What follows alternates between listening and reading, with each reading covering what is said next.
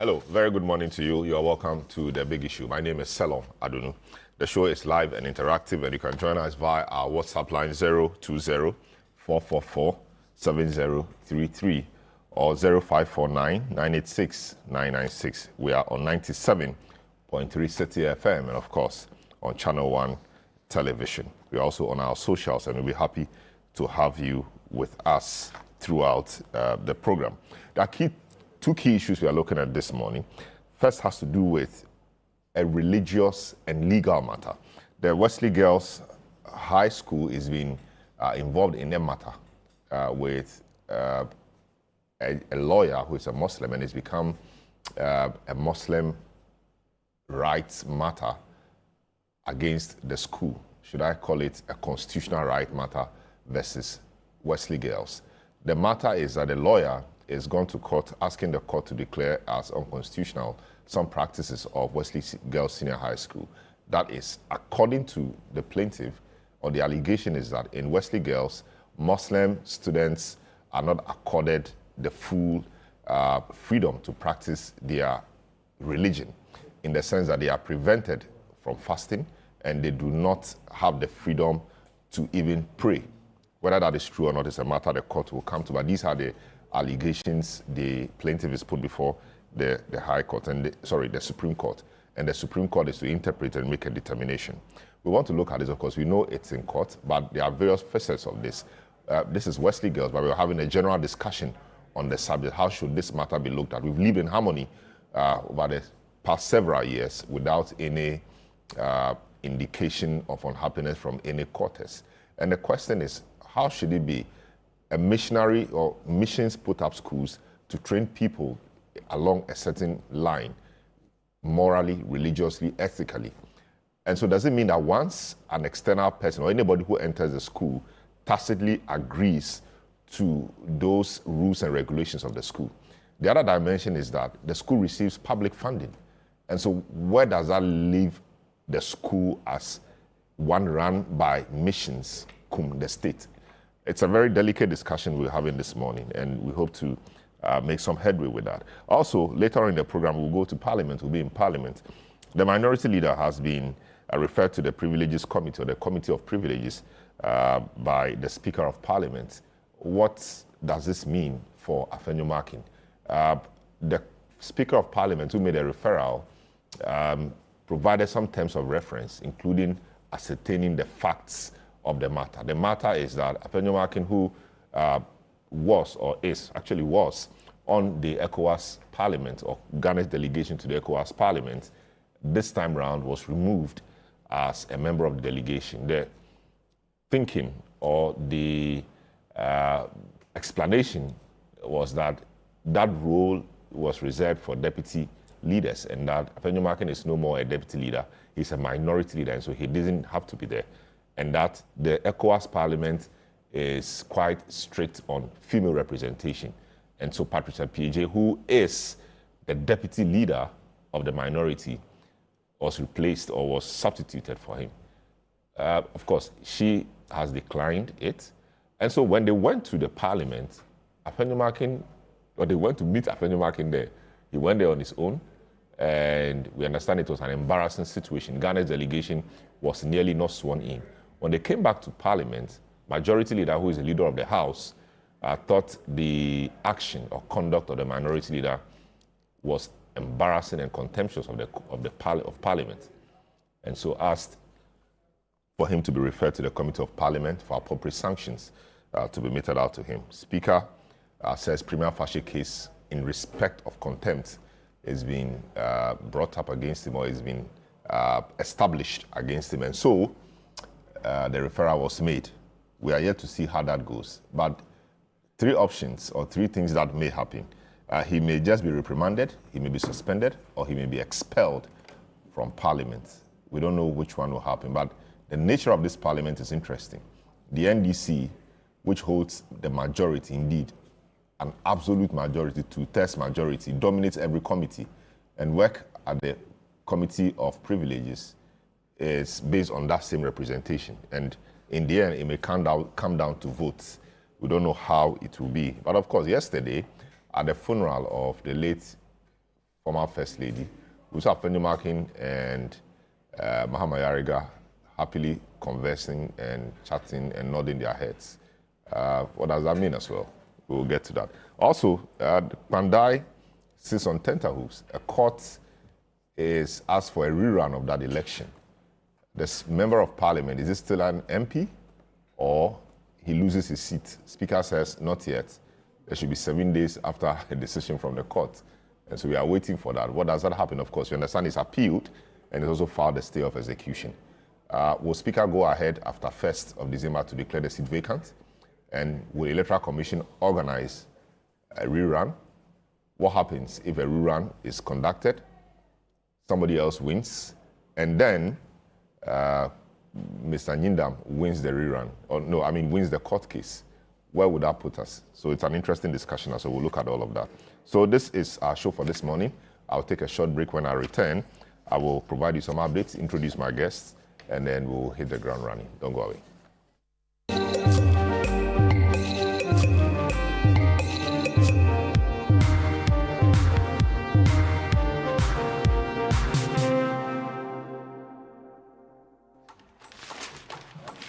This is AFCON, my friend. Everything is a competition. Everything.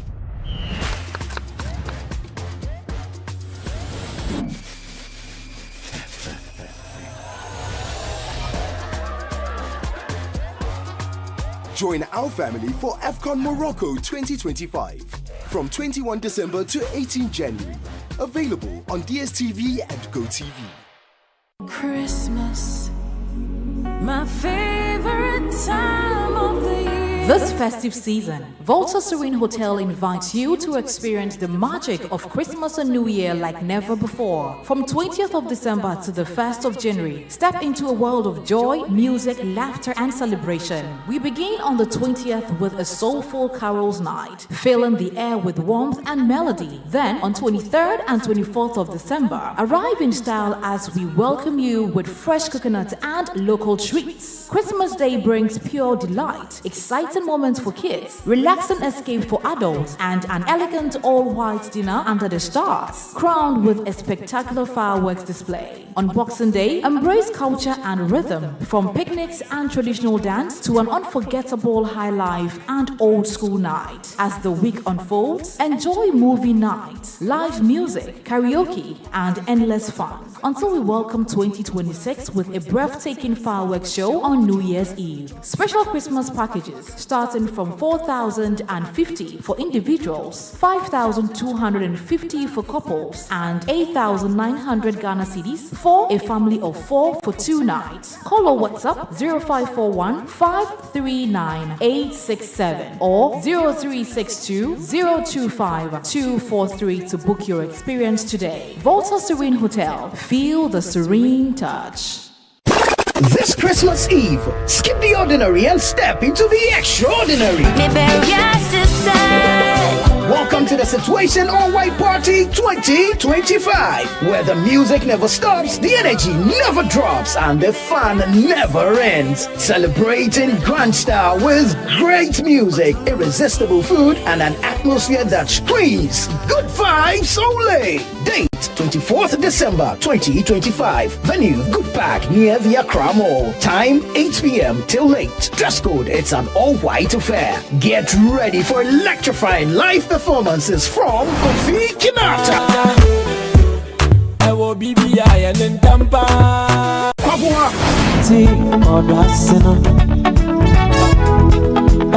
Perez Music,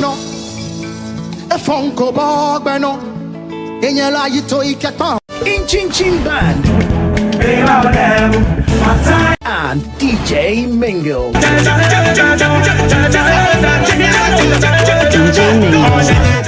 Wear your best all-white fit. Bring your dancing shoes and let's light up the night together. Book your tables now. Call 0205-973-973. It's Christmas Eve. Don't miss it. The Situation All-White Party 2025 is powered by Channel 1 TV and 97.3 City FM. And it's proudly sponsored by EcoBank, Bethel Logistics, and Hallmark Snack Cafe.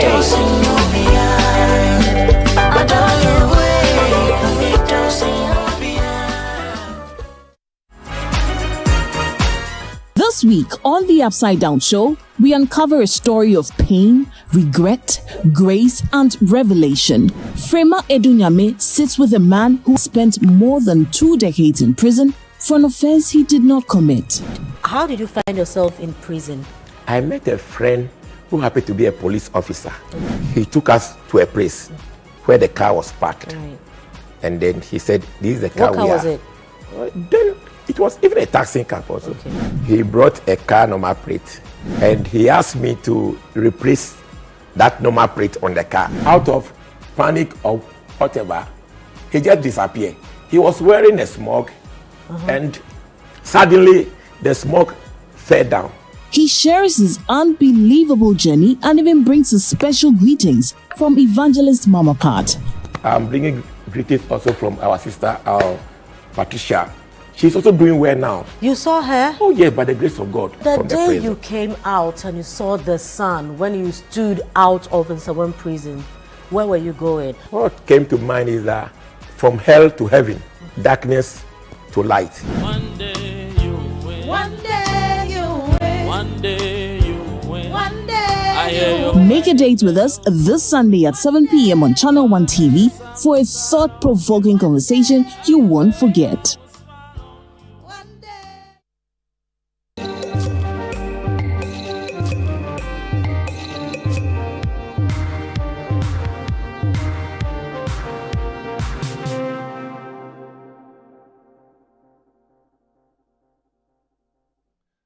You're welcome back. This is The Big Issue. We are live on 97.3 City FM and on Channel 1 television. You're on YouTube as well. 2 key issues we're looking at this morning: Osman versus Wesley Girls. The matter where a young lawyer, a Muslim, is taking on the Ghana Education Service and the Wesley Girls Senior High School for some practices he deems unconstitutional. He alleges that the school does not allow the full expression of the Islamic faith of some of its students. They say that during the period of Ramadan, which is a key period in Islam, the students are not allowed to fast and that they are not even allowed to pray. The court this week instructed or ordered Wesley Girls to file a defense or to respond to the allegations of the plaintiff.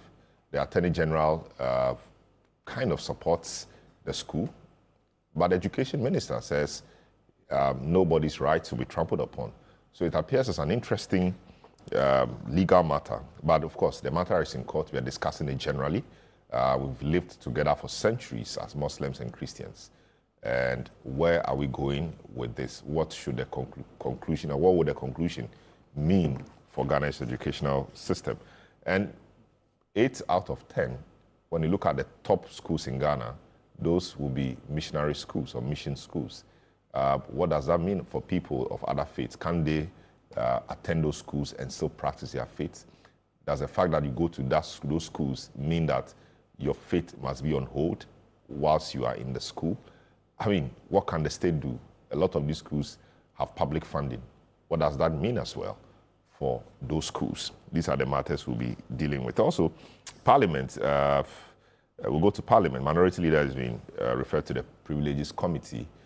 He likely faces a reprimand, suspension, or expulsion. Of course, they may not even do anything to him at all because he went to a place he didn't have to go. He's no more a member of the ECOWAS Parliament, or at least from what Parliament says and endorsed by the Speaker. He will also be replaced by his deputy.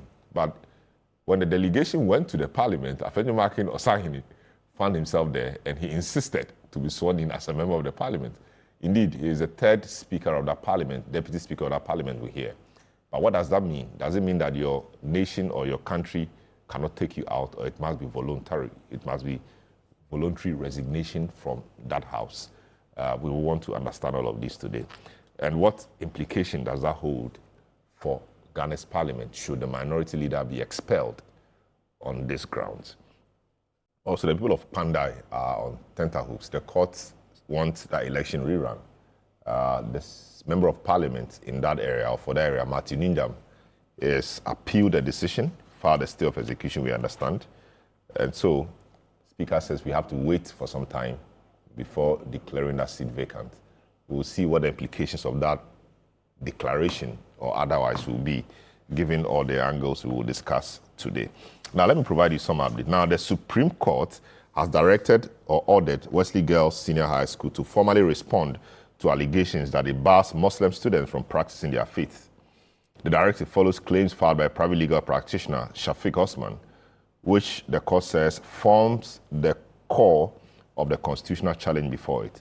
The school has 14 days to file its response.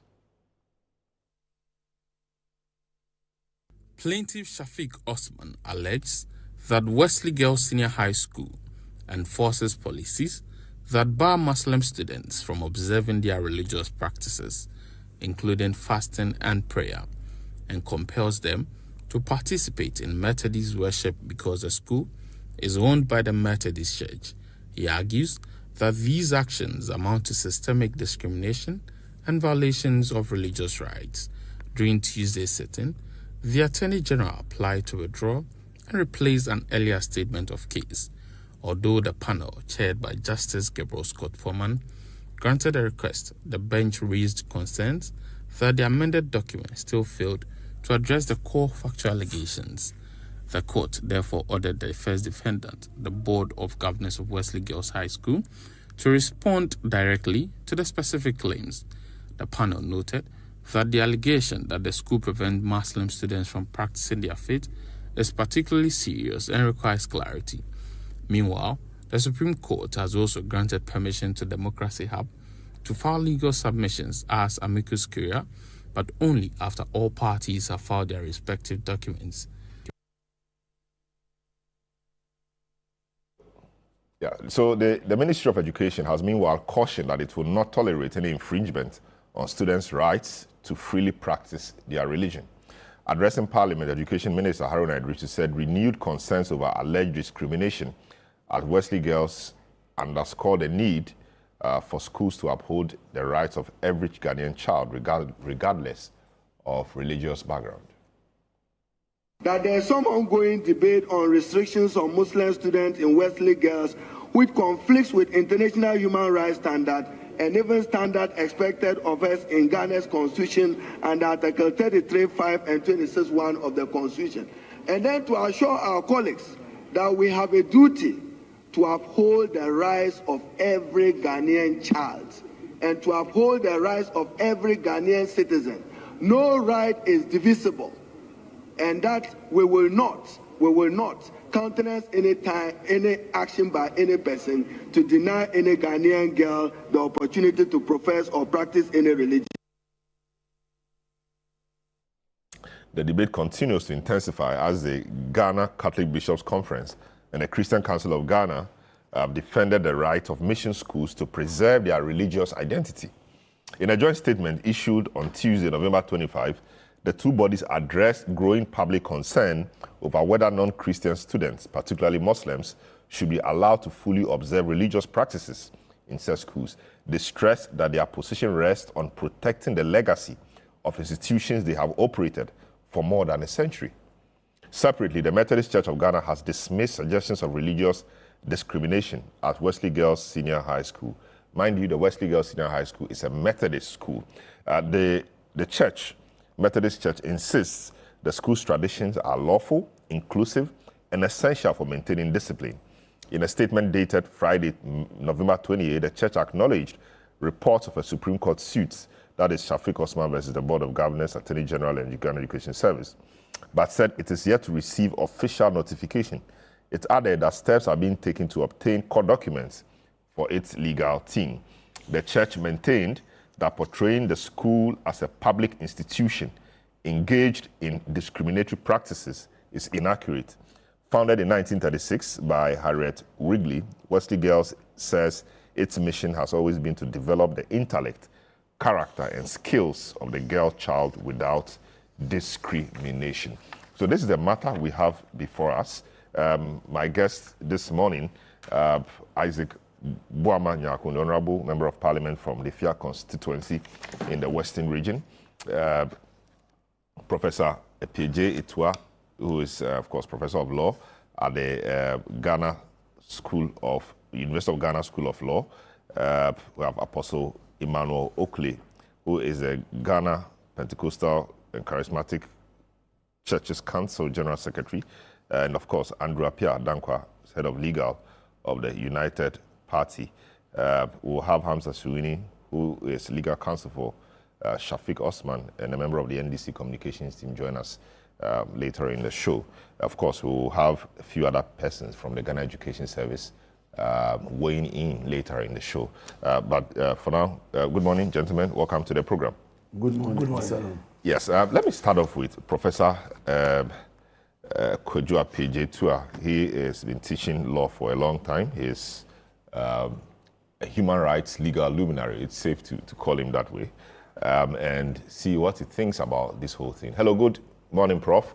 Welcome to the program. This is quite an interesting case. It's been talked about in many places, but this time around, somebody is taking a bold step to test the laws in respect of this. What's your initial impression about the happenings of the last few days in respect of this case? And of course, what you might know from your own experience as happens or pertains in mission schools.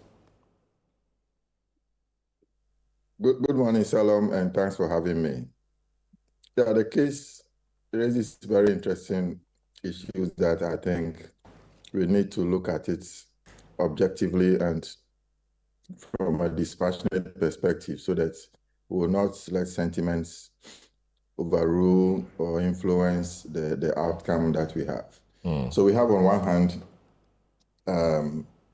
the Wesley Girls School arguing that the school founded on the Methodist principles and founded by the Methodist Church has certain obligations to uphold certain principles or tenets which are in line with the Methodist faith. And therefore, the argument by Mr. Shafic that it is being practicing religious discrimination is wrong. It's not true. But looking at it from my angle, we need to first of all understand whether this is a public school or a private school. If it is a private school, the law allows for a private institution to have some leeway in determining its or influencing how the school is run on religious grounds. So in the first place, the institution, everybody has a right to set up a school. And if you set up a school, there's a limit to which you can allow for certain practices and the way that the school should be run without violating the Constitution. However, if it is a public institution, the rules differ. Because as a public institution, it is open to all citizens of the country to attend, and therefore discrimination of any form cannot be allowed to determine who qualifies to enter the school and who qualifies to practice in what state or manner. From the discussions going on, I see that the Methodist Church is contending that the school remains a church or religious-based institution. But from my understanding of a public assisted school, so long as the government is involved in paying the fees of the teachers and subjecting the school under Ministry of Education and then the Ghana Education Service rules, then that institution becomes a public institution. And therefore, freedom of religion, which is enshrined in our Constitution, should be respected. Otherwise, it will lead to other violations of the Constitution, such as the one on freedom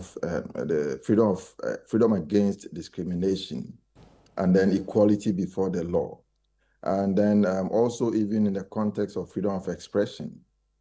So in that regard, my initial take on the matter is that it doesn't lie in the bosom of the school authorities or its board to conclude that Muslim children should not be allowed to practice their faith.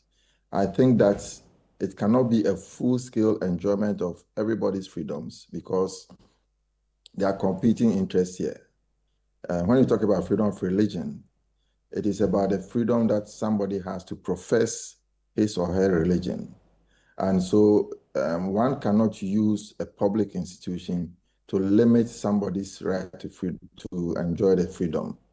But the competing interests should end in a way that we're able to find a common ground between the school and the students so that it will create a balance such that the students can profess their religion, at the same time recognize that a right is not absolute. In this case, the right to freedom of expression is not absolute. So it's subject to certain limitations. So when we bring in the limitations, it can determine how those rights can be enjoyed, while at the same time, the institution that is a Methodist-based institution can also enjoy certain freedoms that pertain to that particular belief or doctrine that the Methodist Church has. So that at the end of the day, there'll be peace and there'll be orderliness on the campus. Students can learn to develop their full potential and then also to practice their faith in such a way as to even support their learning environment. So thank you. That will be my initial thoughts on the matter. Yes. So the Wesley Girls Senior High School, that's a public institution because it receives public funding. But do we have a middle ground? Of course, the Ghana Education Service will have to answer this, whether we could have some arrangement for such schools, because the missions made huge investments in building those schools and continue to influence those schools. Of course, government pays the salaries of teachers and government now builds infrastructure and government is taking over those schools. But what advantages will these missions get then? Why did they establish the schools? They established the schools for a reason. And so now making it free for all, in quotes, defeats that purpose, doesn't it? Well, the point we need to note is that when you are in your little corner doing your own things, you enjoy certain freedoms. And even you have the freedom to think anyhow you want to. That one is not subject to any restrictions. So it is an absolute freedom. But the moment you begin to interact with the larger society, you subject the freedom you have to certain limitations so that others can also enjoy their rights in case there is a clash between two rights. So that is where the balancing act comes in. And that is where sometimes where there's a conflict, we need to bring in the courts to be able to strike that balance, which will be fair, and it will enable each one to enjoy his or her rights to the extent that it will not compromise the ability of another person to enjoy their rights. We know that the Methodist Church was set up. There are other religious bodies also set up. But when they were set up initially, the kind of freedoms, such as freedom of religion that they enjoyed, was almost absolute in that respect.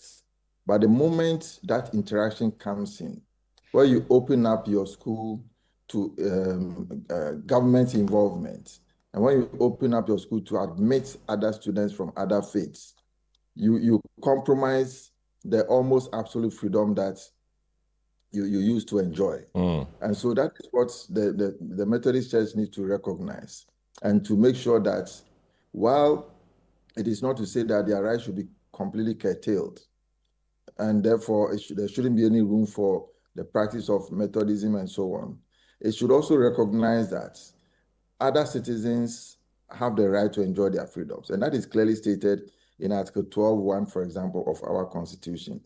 And Article 17 also talks about non-discrimination, that we should all be treated equally, irrespective of our background, religious background, political affiliation, and so on and so forth. So it is not to actually interfere in or to deny the Methodist Church the freedom to maybe even propagate the Methodist faith to their members or to the students. But, religion is such a delicate issue that if we are not careful, it can create a whole lot of tension and unnecessary trouble within the society. But the bottom line is that religion cannot be imposed. If you want people to come to your institution, there are two reasons for allowing other faiths to come in. Either you want them to be exposed to the Methodist faith in this context, but also to enable them not to give them the education that will enable them to stand on their 2 feet, become students who at the school and will lay the foundation for them to, attain their full potential and to be able to acquire job opportunities and contribute to the development of the society. So while they come in, they are supposed to, the church will expect that. They will respect the doctrines and beliefs of the church, and at the same time not practice what other faith they are bringing in. And so at the end of the day, that balancing act should make sure that there are certain practices on the campus that the non-Christian members should take part in.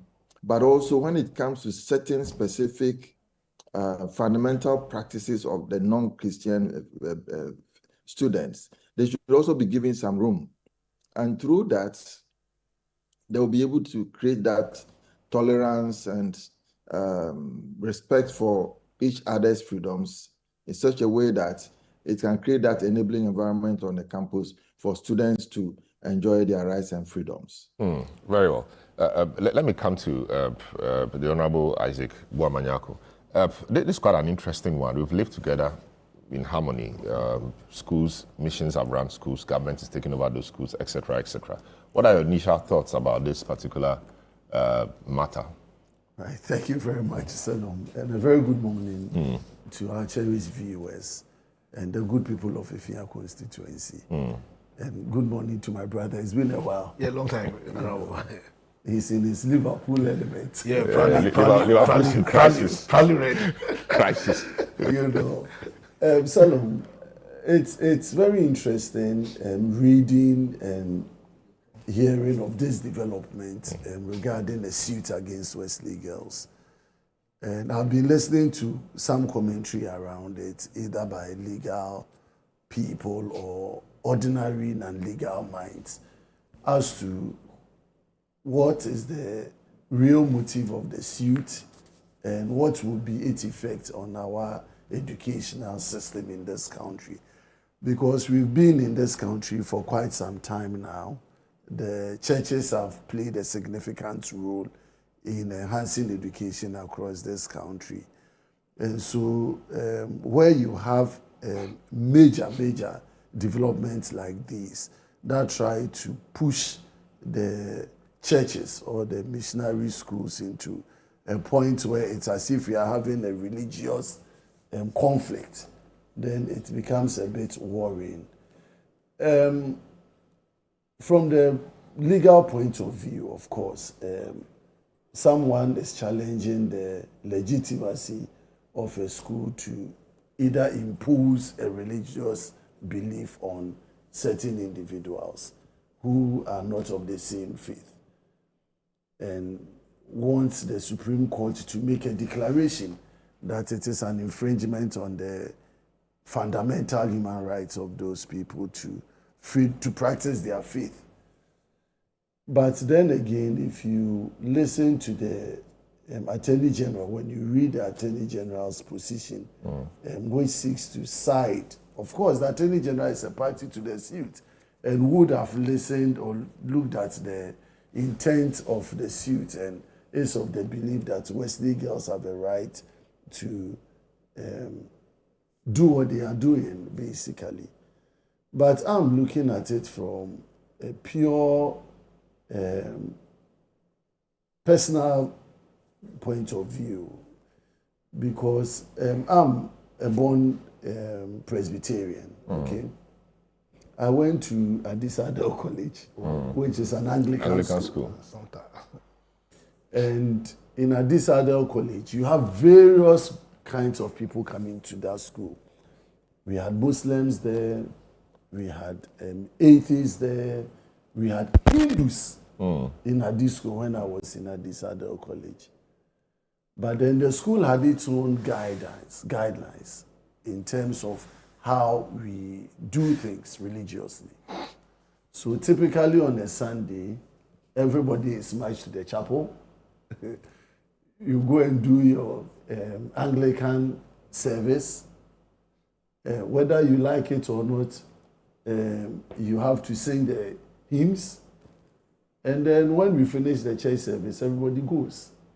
If you are an atheist and we are singing the song and you don't want to sing, nobody forces you to sing. But you have to attend church service because it is part of the rules and regulations of the school to go to church service. In fact, with the coming into force of this charismatism, people that come from various charismatic churches, if you want to practice your charismatism, you go to SU. The school allowed you to do SU. And then you can go and do your praise and worship and all of that time. And we lived in harmony. And so, what again do we have? What do we go to school for at secondary school level? We are going for education. We are not going to school to enhance our religious faith or what have you. We are going to school to be tutored education-wise and build our future for the university.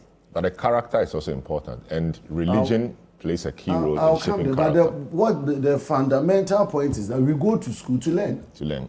That is the purpose of going to school. The religious issues just come in as part of your training and guidance. And so, of course, if the school has its own belief system, they have their own practices. When I was going to Adisado College, I knew it was an Anglican school. I was a Presbyterian. Presec is a Presbyterian school. We had Roman schools like St. Augustine's. Methodist had Infansipim. So if I go to Adisado College, I know you that agree to be bound by their rules. Not just agree to be bound, but you already in the known that this is the school and this is what they do. And so we as parents, if you want to choose a school for your child, you should look at all the complexities that are available in the school. And then you choose your schools according to what you think will enhance the totality of the development of your child. So if you are a Muslim and then you know that you have these schools there and you go in, nobody is going to compel you to say, leave your faith. You still remain a Muslim. But then it will be difficult for me to comprehend that you have to now, because you have atheists, because you have Hindus, because you have Muslims, you are telling missionary schools who have their established principles and their established religious stuff to now be building temples for Hindus because you have one Hindu or 10 Hindus professing to be Hindus. Then you create a mosque for Muslims because Muslims have come in and they also want their faith to be practiced and so on and so forth. I think it will be distorting the focus that we have for the schools. As an MP, I've had comments from some of my institutions when children go to school and they are saying, okay, we need to keep our hair because I have a right to keep my hair. And the teachers are like, why would we be entertaining people growing their hair in the boarding house? Because who is going to make sure that they keep it neatly? And so it's a very dicey issue. But it shouldn't be something that we should also let it affect the way we have grown our educational system. People's rights should be respected. So if Wesley Girls or any of these missionary schools have created a system where they are trying to change people from their religious faith, then that for me will be problematic. But if it has to do with the way and manner they run their school, including attendance of church services, and then if you are coming from a different religious faith, they have to make some compromises in terms of, because see, if someone is in school and you are doing fasting, okay, if you are coming from home and you go to school and you come back during your fasting period, your parents take responsibility on you. But you are in the care of teachers and head teachers. and then you are going to do 40-day fasting. And you say the school should allow you to do those fastings, and then if you go and get complication, who takes responsibility for the health of the child in the school? You see, so yes, as parents and as citizens, we should help our children and our schools. But you see, when we're in school and SU could declare a few days fast. Let's say we are fasting for Wednesday to Friday because we are praying for this or we want this to happen. The schools never stop those things. So why do you prevent people from fasting because it is Ramadan? In SU, when they declare fast, they don't give the school notice. So you're saying if they give the school notice, if they are the school giving will prevent it? when we go to dining hall and they are sharing food, it's compulsory for you to eat. So you hide yourself in the morning to say, oh, they may even give you your food and then you give your food to a colleague. So, because you are fasting. Because you say you are fasting. If you are fasting without knowledge of the school authorities, they cannot come in and take responsibility when something happens. But when clearly there's a declaration that Methodist Church is saying that they are fasting for 5 days, and so everybody should fast, and then when you are in school, you are telling the students to all fast. No, that for me will be problematic. So, and after all, the school setting is for a limited time period. You are in school for 3 years or so at the SS level. When you complete school, you have your world and your faith and why. When I finished, I never became an Anglican. I continue to be a Presbyterian. I've moved on to be ICGC. Yesterday, I went for a funeral in an Anglican church. Joseph Boahinedu, Mike Ledus in law, St. Francis of Assisi. And I just remembered the days. I was even a mass server in a disco. I served mass and I learned so many things from there. But after school, I still want to live my life. And so, please, we shouldn't allow such development. No, but you see, in your case, which is a good case, a fair case. But crossing over from Presbyterian to Methodism, it's not very difficult. The basics are the same. Jesus Christ, died, resurrected, etc. Very different from somebody coming from the other side, which is Islam. So you being a Presbyterian attending an Anglican school or a Presbyterian school or a Catholic school, yes, there are some slight differences, but the differences are not as stark as a Muslim, being forced to do that. For the fundamentals in those cases would have been the same. So that's why I'm saying that the churches don't force. Nobody forces someone to change your religion or your faith. It is just part and parcel of your training in the school to attend certain programs. And that program is compulsory. Whether you believe in it or not, it is compulsory. The challenge is that if someone is coming from that religious orientation, how do you create an environment for the person to practice their faith alongside? Because your faith is not being taken away from you because you came to Presec or you went to Fanspring or you went to Addis Ababa. Nobody will take your faith away from you.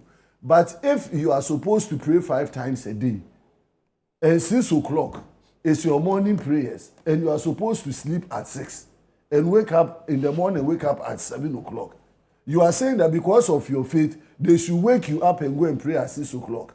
And when your second prayer is 12 noon, and you are having lectures, you are saying that they should allow you to leave classroom at 12 o'clock and go and pray. And then when it is 6 p.m. and you are supposed to be on either siesta or come for evening classes or something, we should leave you to go. No, that would distort the general trade. That's why if you are going to an Islamic school, that one they also structure their curricula to accommodate those special occasions. Because when I went to Prempeh for my 6th form, colleagues of mine from Addis Ababa went to Tia Ahmadiyya.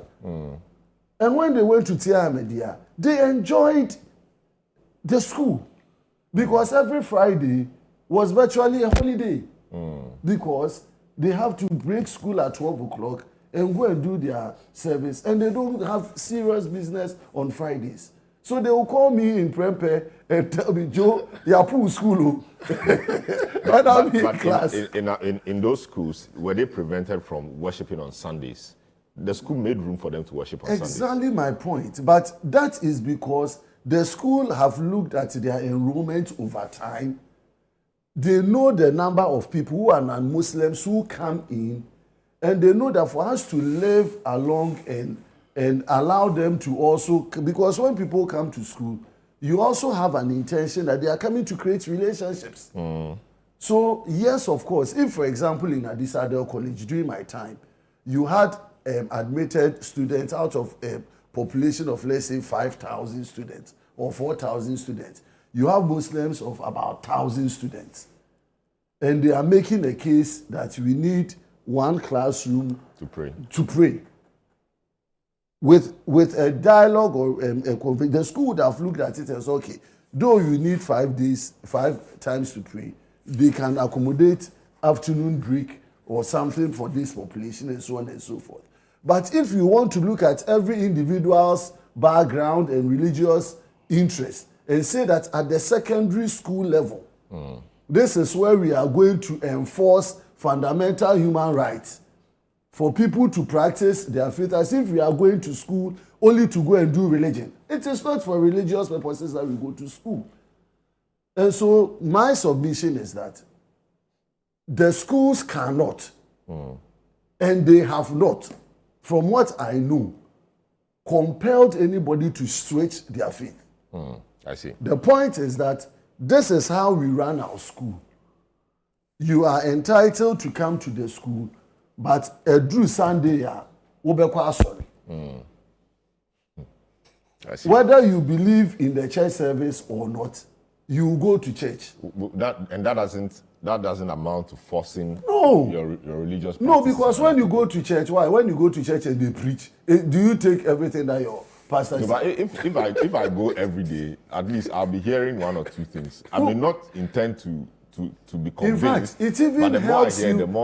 It even helps you to understand the faith base of another religion. It's not something I want to understand. You can't force me. So when you go and they are talking, just listen and let it pass. Why?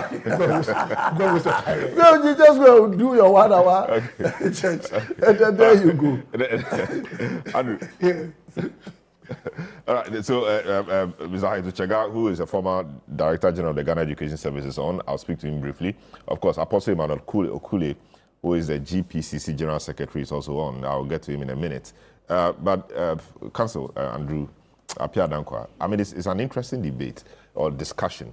The plaintiff is seeking a declaration that the policies of the school prohibiting, or the policies of the school prohibit the belief, practice, and observance of Islam by Muslim students.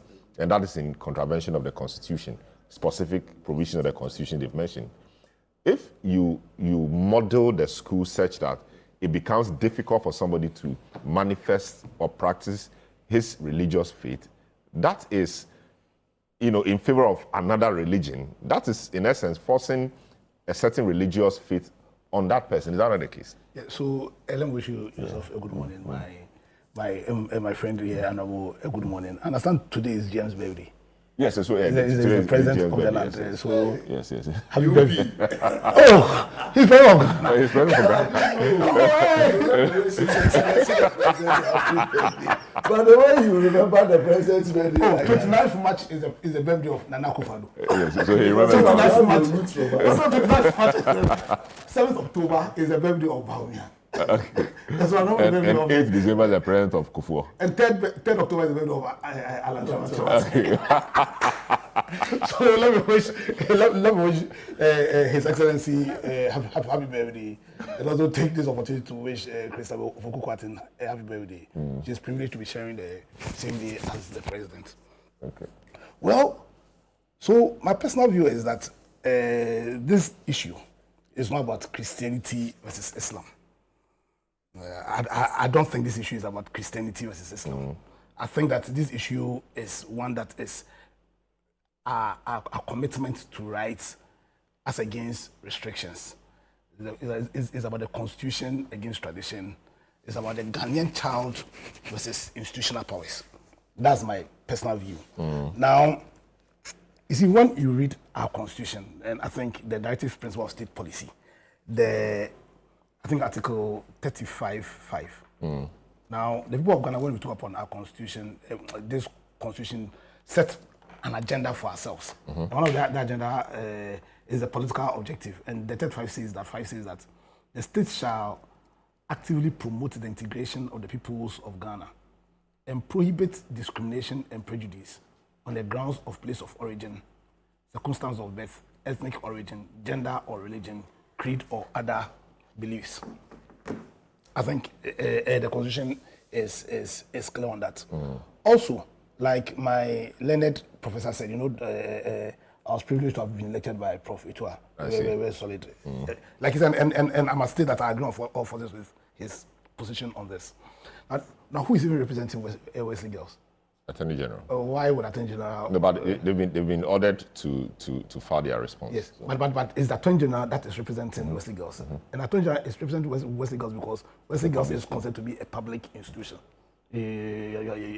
So I think there's a bit of confusion because Wesley Girls, like Infant Spring, like Adisada College, like St. Peter's, like Opukwari, like Prempe, are all schools that have a religious heritage. But as of today, they are public institutions.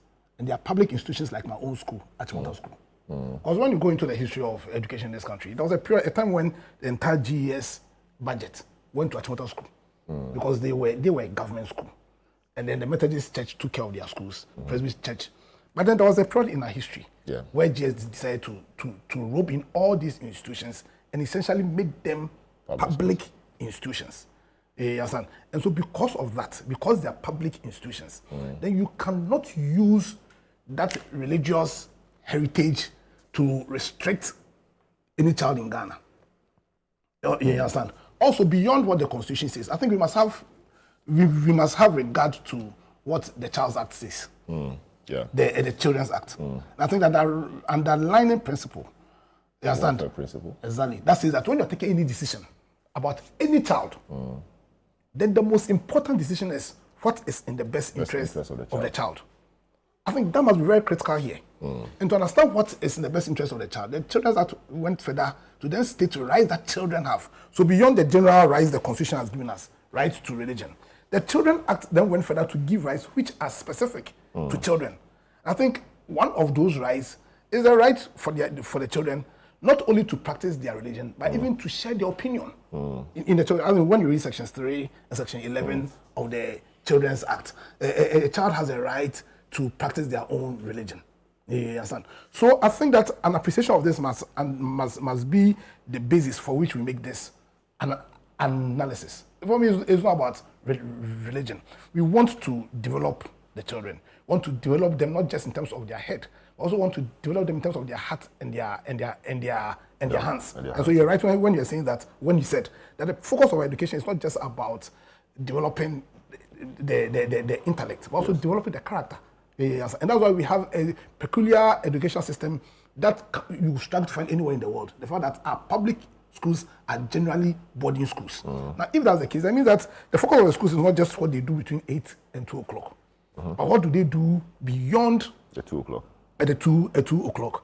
And I think we will be building a very weak country if even at that stage in how we run our schools, we so cease that more or less separate us as against uniting us. Because the fact that we have lived in harmony all this while is not because it's only because people have decided to be very quiet about their rights. You understand? And if I take what happens in Achimota School, then we can replicate it, because in Achimota School, apart from the Rasta issue that came that last time, when you go there, the Catholics have their own church service. The Protestants have their own church service. The Muslims are allowed to also have their own what's called. So on a typical day, so on Friday they go, as in, they typically have their own worship. They found a way of fitting that into how the school. So on Sundays, for example, church service is compulsory. No, so on a typical Sunday, the Catholics go to their mass very rarely, like 6. So let's say I was a Protestant. So by the time I'll be going for my church service, the Catholics would have finished theirs and will be in the. So you don't have a general service. No. as is done in other schools. Achimota doesn't have that. So I finished in 97. I think it's still the same now. You understand? So we went. So they had a Catholic. They went for their service. We had the Protestants. So the Protestants consisted of all the non-Catholics. We had our own service, and the Muslims also had their own what's called service. So for me, if as a people we have decided in our constitution, like in the political objective I said, to integrate all of us, then I think it will be a feather in our cap if in our schools we allow for an expression of this identity. So I get a point about the schools having been taken over by the state now, but the schools are allowed some privileges or some, for example, in some schools, I don't know whether it still holds, you cannot be headmaster or headmistress unless you come from the mission that established the school. Even to be SP, you must belong to the school, the mission that established the school. All of that. I don't know whether those things still hold. So that is an acknowledgement of the effort that those missions made in establishing the schools. In fact, if those missions hadn't done those things, I don't know which schools would have been relying on now. Many of the very good schools are mission schools. And perhaps they are the best because they were taught or they trained the people well. And today we see them as the best and the state has taken over them. So if we allow it that way, what do they gain? What do they get in response or in exchange for the investment they made in establishing the schools? Selorm, I can tell you on all authority that the issue about they restricting who is headmaster, all of those things, is there because nobody has challenged it in court. I'm telling you, until this matter went to court, I'm sure they were restricting other faiths. You understand? So it's only there because nobody's has challenged it. But if they challenge it in court, they can't say that unless you can only become headmaster of, let's say, Fancy School if you are a Methodist. You understand? And their proud heritage, as in their what's called their heritage of excellence, is not only because of their Christian faith. So are we saying that with the discipline, training, exactly, which is rooted in Christian faith? So are we then by extension saying that if your faith is Islam, then you struggle to have a heritage of excellence? Achimota School isn't a religious school. I know my brother here won't agree. I can state that it's the greatest school in this country, but it's not a religious school. Achimota School is not a religious school. But the point is, that when you look at maybe a scale of, about 20 schools, 20 so-called top schools in Ghana, more than 60% of them will be mission schools. And there should be a reason for that. But now, since about the 60s, the government has funded them. Yeah, what I'm saying is, there should be a reason why we consider them as the best. It's perhaps because they have instilled some amount of discipline, which is conducive for excellence and for academic, So let's take Presec. Let's take Presec Legon. There are about 1,000 Presecs. Presec Legon, Presec Legon. So how many? Why is it just about 99% of the Presec schools are not at grade A. At that level, yeah. So it's not about they are not good or excellent because of their religious background per se. You understand? In fact, most of these schools, Addisa 1905, in France from 1876. At that time, almost every boy who was sharp and wanted to go to school, he didn't have a choice. They had to go to either in France or Addisa Dale. You understand? And so over the years, they had that because of scarcity. Yes, they had a pick of all the best, and they've built a heritage of. And right now, most of the top schools are because of their pedigree, they attract the most intelligent students. So it's more or less garbage in, garbage out. So for me, it's not about the religion. We want to build a country where we are really and truly integrated. We want to build a country where rights of citizens are respected. And one of those cardinal rights are your right to express your religion. I'm a Christian. In fact, I'm a born-again Christian. You understand? But I don't think the fact that I'm a born-again Christian, I'm a Christian, I have a right to limit, let's say, my brother Hamza from practicing his faith. And I don't see how that takes anything away from the ability of the schools to keep this. And also I'm giving a typical example. Then when you go to Achimota School today,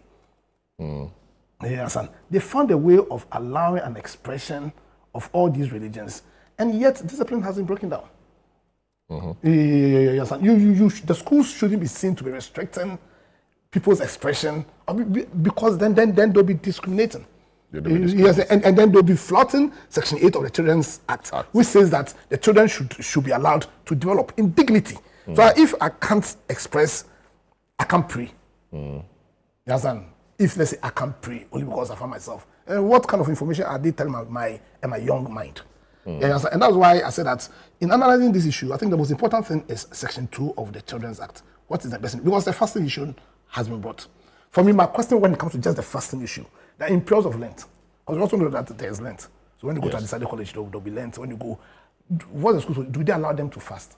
I'm sure it's no. They allow them to. No, I know. You understand? So the question we should watch during Lent period. What do they do? What do they do? Do they so-called if they don't allow the children to fast, especially Lent, then at that point an argument could be made that it is not about Islam. It's not about Islam. It's a policy, and for them, in their view, it is in the best interest of the children not to be starving. You understand? And that's why for me, I don't want us to make this issue about whether it's Christian or Islam. At the end of the day, they have a religious heritage, but they're all public schools like Achimota School now. They're all public schools. Yes. GS gives them gives Achimota School same budget like it gives Adisade or Wesley Girls. You get picture. So immediately we start looking at it from just the religion. Then I think the confusion will be creating as an.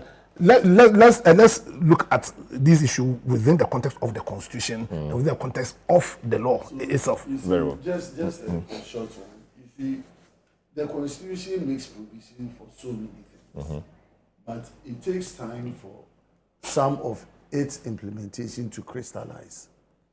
So, as you rightly indicated, we have all these rights in there.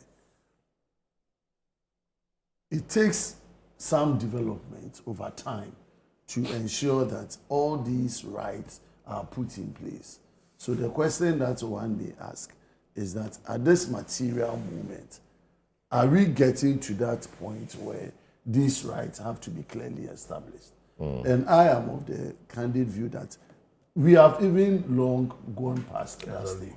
That right should be, and I have a little, maybe you may want to go and come back. Yes. But let me just go and come back so you express your difficulty. Mr. Charles Ahetu Chega is a former Director General of the Ghana Education Service. He, I'm sure, has dealt with many of these. I don't know how he dealt with them, but he's joined us to share some experience with us. Mr. Chega, good morning. Welcome to the program. It's a pleasure to have you during this discussion. You have been at the Ghana Education Service for a long time, rising to the very top. Obviously, this is not the first time a matter like this has come to your notice. How did you handle them in your time? Well, thank you, Selorm. I think I'm actually tuned to the program, so I'm listening to all the arguments that have been discussed here. So I am actually a part of the discussion going forward. And I've listened to the various views that have been shared, but I'm going to share a dimension that none of your what do you call it? Your panelists has actually raised. And that this goes back into some level of historicity and trying to create a context for all of this. Now, if you go into the history of education, you see that all of these things evolve, and the role of the Christian church in shaping education and the government adopting education, and then there comes in. Now, I heard one of your panelists, who is a learned person, say that... we have four. All three of them are. We have a prof, and we have two. Yes. All three, I know. Okay, all three are. Good. So, salute my learned panelists. Now, so you have this situation where you have the public now entering education when, in fact, the churches have already gone so many years ahead of them. Now, so let's fast track this history and come to this. But I want to put one thing inside. Now, the significant aspect of this whole history is that in the relationship between the government and the mission schools, there was a particular agreement that was signed. So you cannot say that, of course, when they receive assistance from government, they are public schools, so to speak, fair and simple. But there is a partnership agreement between the churches and government in the management of those schools. So when you come to the whole debate about, the mission schools are public schools, so public schools, no, that would have to wait a little bit, because then we have to go into the details of the partnership agreement, which defines how government relates with the schools. So that is one part that I'll leave it. But let me come to the policy aspect. Now, I can say for certain and without fear of contradiction that in education, we have never developed a religious policy. We don't have a religious policy in education. Anybody who can correct me if he or she knows. But what we have close to a religious policy is the categorization of schools into two groups. And I'm sure many of you remember, there are two groups. One, non-denominational schools, and then mission schools. Those are the two categories that we have. Now, most non-denominational schools are public schools, especially at the secondary level. At the primary level, we set it up, yes, but that is not what we are talking. At the secondary level, so you have a non-denominational school like my favorite Winneba Secondary School, and you have a mission school like Wesley Girls. The two are not the same. The conditions under which they operate are not the same. I'll give you an example. In Winneba Secondary School, we will not have any what we call structure representing any mission, any religious group in that space, which means that we don't have a church, we don't have a mosque, we don't have even a small shrine anywhere in any corner. It is forbidden because the school is a non-denominational school. Now, when you go to the mission schools, they already have a partnership with government, and so they can establish their churches, to build their churches and all of those things. Now, I don't know whether they envisage one day that some other groups will come in, but they don't create opportunities for the building of, let's say, a mosque or a shrine in their religious space. So that is the point from which we depart. Now, let's come to the other things. Now, when you get into the schools itself, one of your panelists talked about scripture union. Now, the scripture union was the small inroads into the mission or the religious discussion, because then it allowed the what we call the charismatic groups to enter into that space and also do their own thing. That, as one of them said, truly, they also created a space for themselves. But largely, it was the mission. If it was a mission school, it was a mission that existed. Now, in the non-denominational schools, you could have SUs and any religious organization that anybody wanted to form, and you were allowed to operate. But you don't normally find many of them. When I was in school, we didn't have any Muslim group in my school. We had SU and some affiliated Christian religious groups. So you see, when it comes to the concept of freedom of religion or freedom to practice your religion, that is a very difficult concept in education. It's a very difficult concept because the school is a system. It is programmed. We manage every second in schools. So when you structure the school system, you have a time when students should be in a particular place at every time. So it then becomes some very interesting reconfiguration to maybe slot in what we are discussing here as freedom of religion. I'm yet to properly understand it in terms of the coherence that we want schools to have in terms of their religious practice. But again, it does not stop anybody. And I'll give you Winneba Secondary School again. In Winneba Secondary School, your Sunday morning was free to go to anywhere you want to go and worship. So for students who want to go to town to go and worship, maybe in their churches in town, they received exeat and off they went. I don't know of an experience where religious Islamic students were able to go and join their colleagues in town. But of course, if they were there, they would have been allowed to go because it is a non-denominational school, and those of us who are in other Christian groups will go and worship in the classrooms and do our prayers in the classrooms. Now, so there was an opportunity for you to do what you wanted to do, but then we had one activity in the school, just as they have said, where everybody must gather there. You must be in that place as a student, and that is the one that my colleagues have been calling church service. We call it church service for the want of a better description. But in that church service, it is actually a church. It is a gathering place where you don't have only a Presbyterian priest preaching, you don't have only a Methodist priest preaching, you don't have only an Anglican priest coming to the school to preach. You don't anybody can come and preach. And then on we went. So that kind of practice exists. But it is not the same as in mission schools. In mission schools, they are established by mission. They are in partnership with government for various reasons. So it becomes very difficult for them to suddenly adjust to a shake-up that will allow them to incorporate all of the emerging issues about religion that are coming in our modern day parlance. So, as somebody said, a lot of patience and time is required to deal with this. And especially as we talked about the local parentis issue.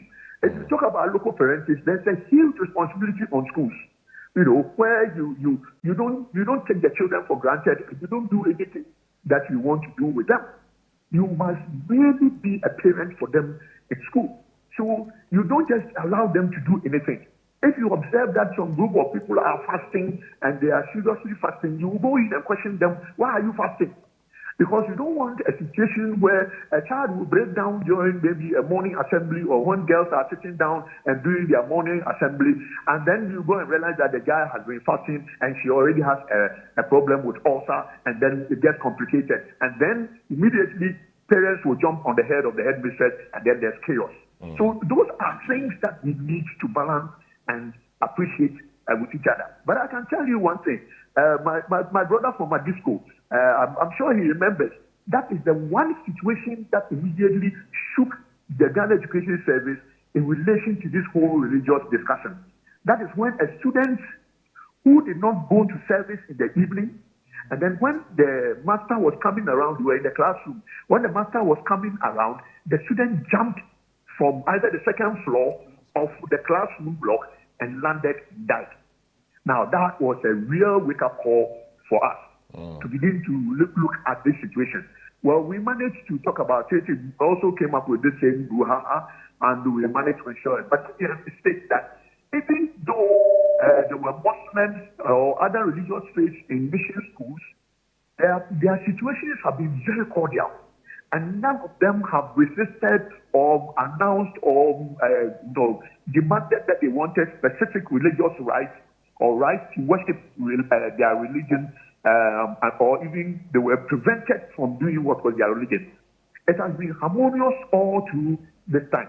And so at least I'm beginning to wonder and worry where this is coming up. Now, the second one has to do with our friends and colleagues from Jehovah's Witnesses. Now, you know, at the basic level, they have a Wednesday morning worship. The Jehovah's Witnesses, most of them do not attend. And that also became a crisis at the basic level. And I had to go into just allow the teachers to make sure that don't force the Jehovah's Witnesses. If they say they can't come and join you people trying to pretend that you are speaking tongues or worshiping in some special way, and they say that is not their way and they can't be part of it, please allow those students to sit in the classroom and separately. You know, so we manage that. I believe that there are still segments of that confusion still roaming around in school. Now, so that for me is exactly how the situation has been. And for me, when it comes to religious rights, as I said, it's a very, very difficult expression in education because, again, it would lie heavily on government to begin to look at how it will expend resources to be able to build those structures in all schools in the country. Winneba Secondary School will not use its budget to build a mosque or a church. If the government wants to promote what I believe many people think is freedom of religious worship, then it will have to provide those things to ensure that people can recognize that their religious rights are being respected. And I taught in a Muslim school, where a predominantly Muslim environment school, where the children, on Fridays, the Islamic worship has a range of time in terms of their worship period. Now, around 12 in the afternoon, when the students normally close, or as my friend said, Tia Ahmadiyya would have closed, inside Boku, we insisted that no, the prayer period extends up to 2 o'clock. We will not allow you to close at 2 o'clock, but close at 12 o'clock, but close at 2. And the students just kept quiet, and they agreed. So at 2 o'clock, the whole school closed, and there was freedom. They could go and pray, and then go to the dining hall, and all.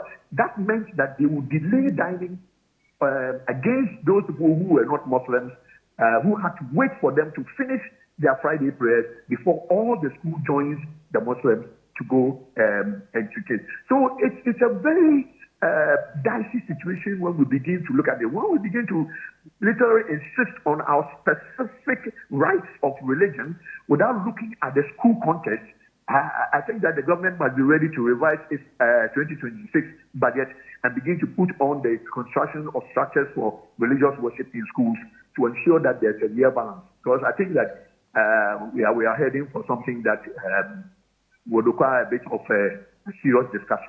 I see. You said a number of things and very comprehensively dealt with the matter. The first one having to do with the non-denominational and then the mission school. So your view is that we must still, uphold this categorization. So, for example, Wesley Girls is a mission school as against Achimota being a non-denominational school. And we cannot expect the two of them to behave the same, even though they are both publicly funded. That's the point you raised, number one.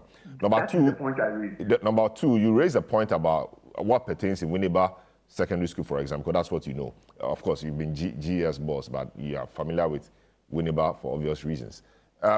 So if a philanthropist, or maybe a church or an Islamic group, wants to build a mosque or a church on campus, given that you said no religious group was allowed to build those facilities in the school because it was secular, would you allow such a group or philanthropist to make such an investment in a mosque or a building that can be used for church, for example?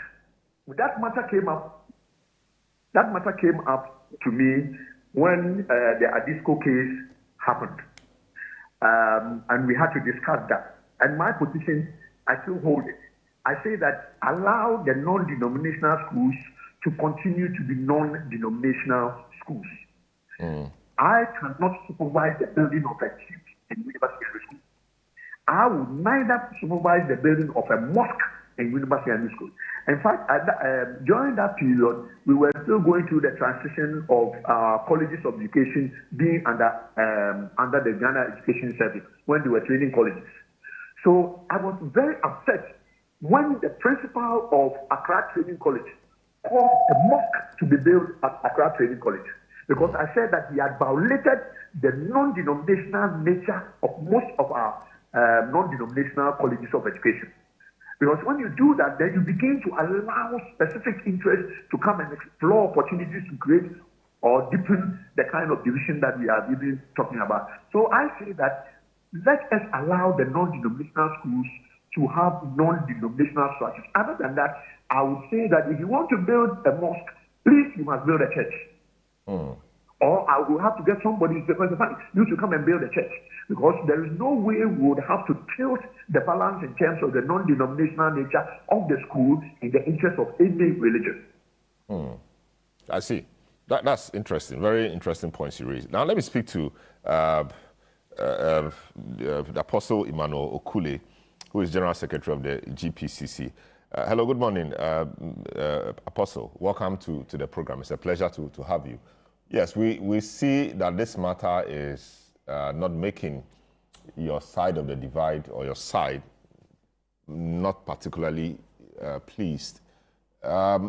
Is it a case that in so-called mission schools, persons of other faith are prevented from practicing or manifesting their faith? All right, thank you very much, and good morning to yourself and the panelists, my colleague panelists. I want to start by agreeing with a couple of things Mr. Chiga mentioned. I think we should be clear in the category of educational institutions we are talking about. As he mentioned, I put them in three categories.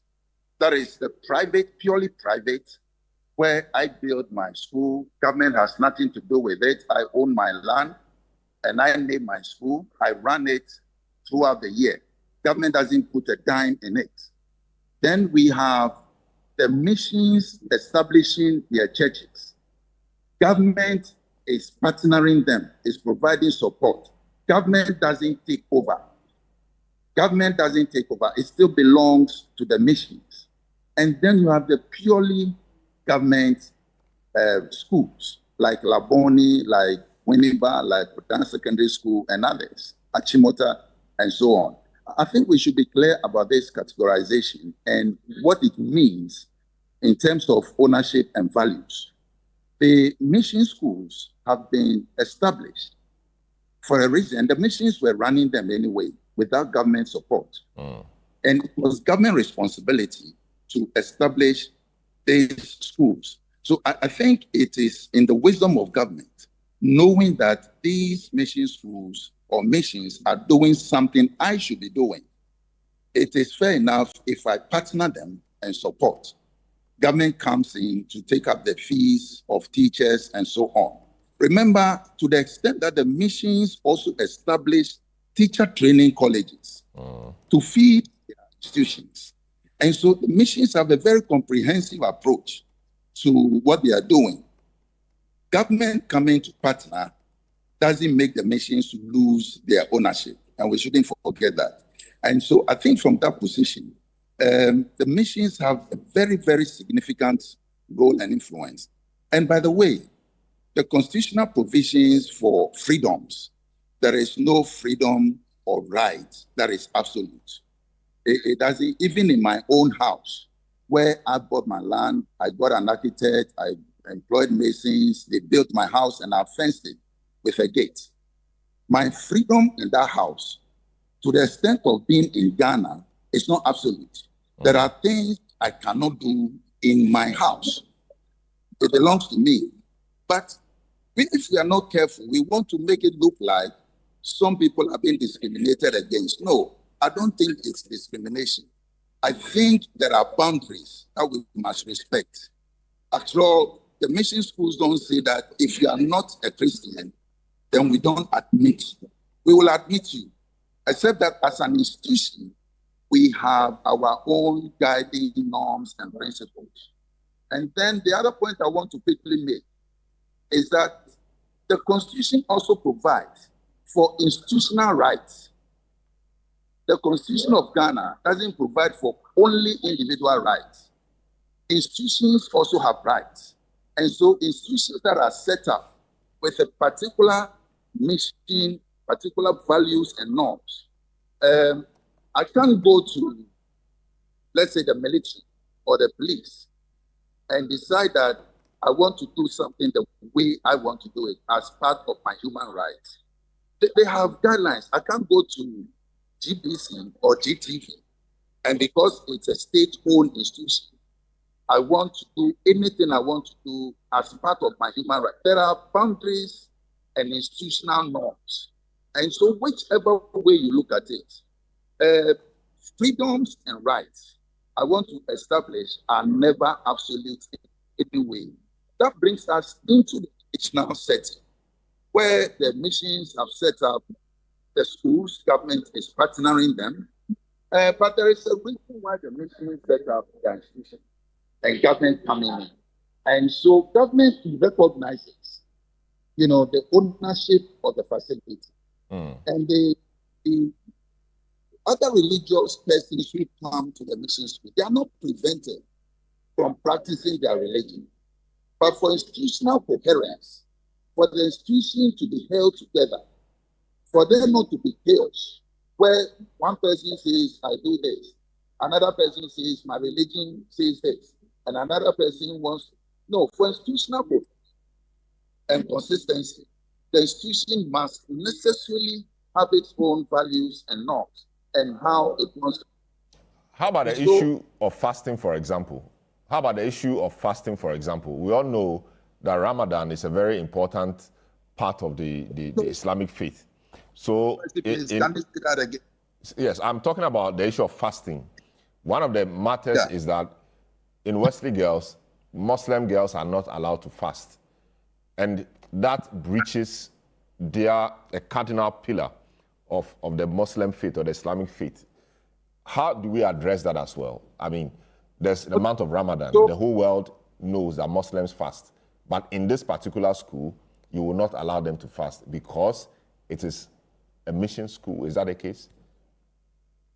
Yeah, Selorm. So earlier on, I think you gave the example of X and how sometimes you decide to fast for 3 days.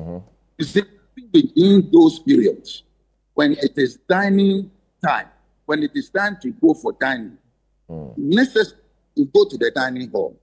You go and sit, and like the Honorable MP said, either you find a way of giving your food to somebody or you don't eat at all. You take your food out of the dining hall if you're allowed on that day. You take it out of the dining hall. You know, so the fasting bits, these are underage children. They are not adults who are by themselves. And that's a constitutional rule that to the extent that they are underage, they must be under guidance. And I think it has been said, I've heard my colleague General Secretary of the Christian Council explain that issue the rule wasn't made even for non-Christians. They instituted the rule in the mission school for Christians because, in fact, I must say, not in terms of comparison, but a lot of today's Pentecostal and charismatic churches, they do more fasting than what our brothers and sisters in the Islamic religion do. And our children are expected to come along. So if you are in the school under the guidance of teachers and you want to do a fast, I think it has been explained that we will prepare having a note from parents saying that please allow my ward to do the fast. Any outcome or incidence of problems, I take responsibility for it. You know, that way the school is also covered, if the school allows it. I think we should negotiate this. And maybe my last point on this quickly. I heard the Honorable MP make a very fantastic point that if, for example, you have 500 out of 1,500 students being of a different religious persuasion, even in a mission school, the parents of those or that religion could, in a nice way, negotiate with the mission authorities that please, because of this and this, can you allow our children to have a recognized place, maybe a small structure? That can be negotiated, given numbers. But you see, it shouldn't be the case that because I step into an Islamic school or my child steps into an Islamic school, you demand that this is your right. Of the Islamic school should be changed. No, I don't think I'll go with that. So I think most of my points have been made by earlier speakers, and I want to... Very well. We are grateful for that. This is the big issue on 97.3 City FM, and of course on Channel 1 television. We are looking at the matter of the Osman versus Wesley Girls, asking whether these are human rights violations or institutional independence, matters of institutional independence. Let me read this message from lawyer Chris Akumi. So, good morning, Selorm. I accept fully the concept of compromise as advocated by Professor P.J. Tuah. The balancing proposal is the way to go. However, we must draw the line between freedom of religion or worship and practice of religion. The practice of religion must not be strictly enforced in Christian or Muslim schools. If you choose to enter or study at a religious denominated institution, you must be prepared to go by the rules and practices of that institution. You have elected to go there since there are options. And you say cultism is a religion. And in Angloland, it is called Yever. Are we saying that in the name of freedom of religion, we should allow practice of Yever or Atigari in schools, particularly Muslim or Christian schools. Right is not the issue as guaranteed by the Constitution, but compromise is. That's lawyer Chris Akume. Now, Togbe says Juma is not compulsory, or Juma is not compulsory, but the 5 daily prayers are compulsory. As per the argument ongoing, does it mean Muslim students will leave their class to go for these prayers, and even when class is ongoing, or class will stop for them to go and have these prayers and come back? The argument of Wesley Girls from the outset has been that they do not support the girls irrespective of the religion they belong to engaging in fasting due to health concerns. Thus, to now anticipate that the school will institute requisite measures to support such an activity poses a formidable challenge, one to which they have no intention of acquiescing. Do these mission schools belong to government, or government is partnering them to educate the children? Okay, so what does the TOC in government coming into provide funding for these schools? Okay, not quite clear. But the government compensate them if we claim these schools are public schools in compliance with the Ghana Constitution. This one from Jones Adoboinla says, good morning, Selorm. I don't think we need to debate about the Wesley Girls issue. When you go to Rome, you do as the Romans do. We sometimes create unnecessary tension about issues that can easily be settled. Let's stop this and think about the betterment of the schools. Well, these are views expressed. I'll take a concluding remarks on these, and then we go ahead.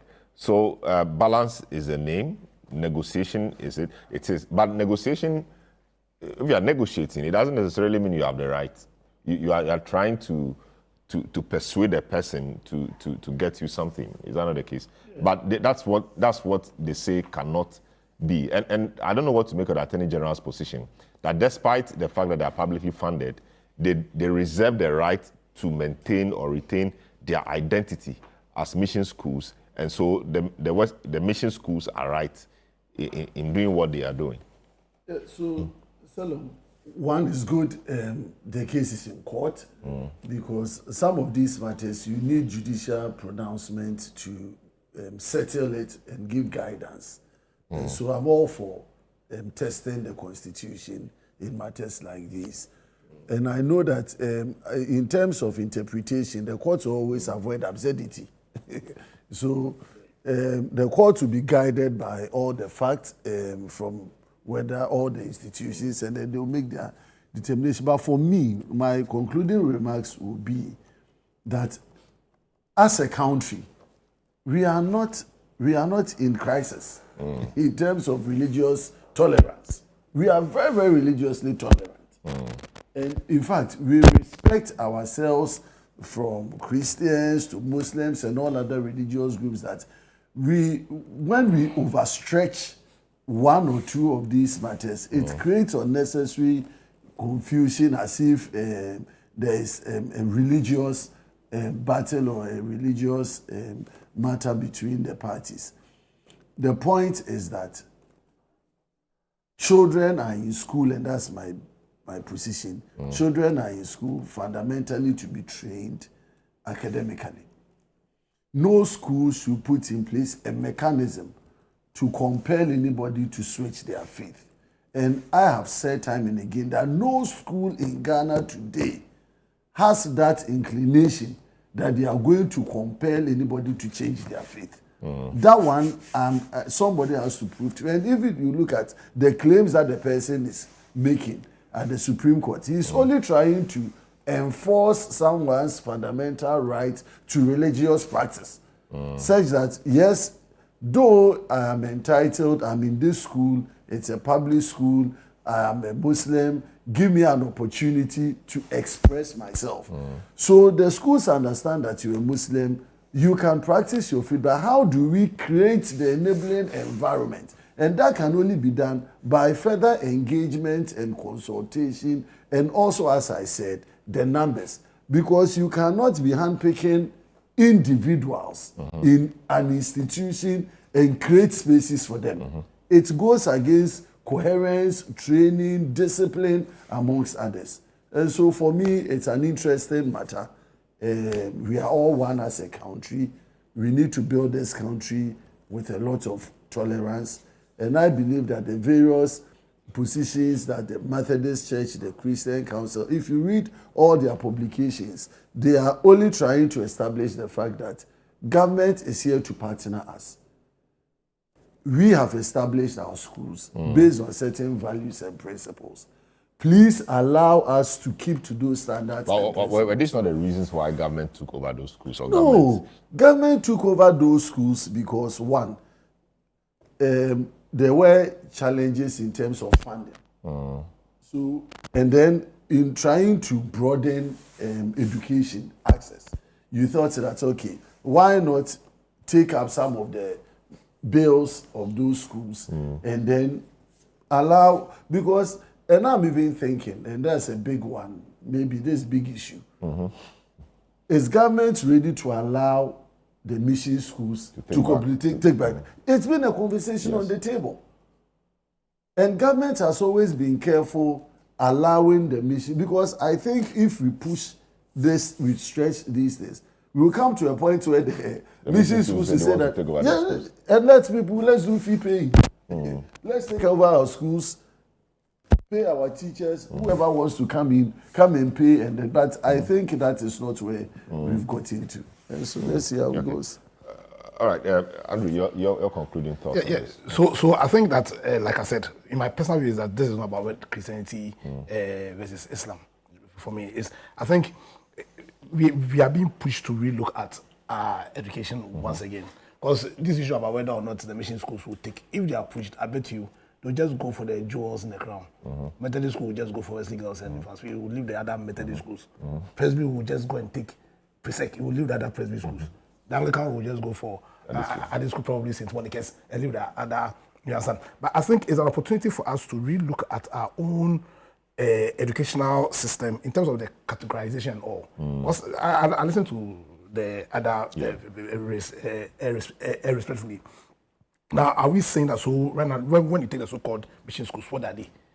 Are they mission schools or they are public schools? So that's a special category. But so the why is Attorney General the one? Because Attorney General that's why they've been asked to respond.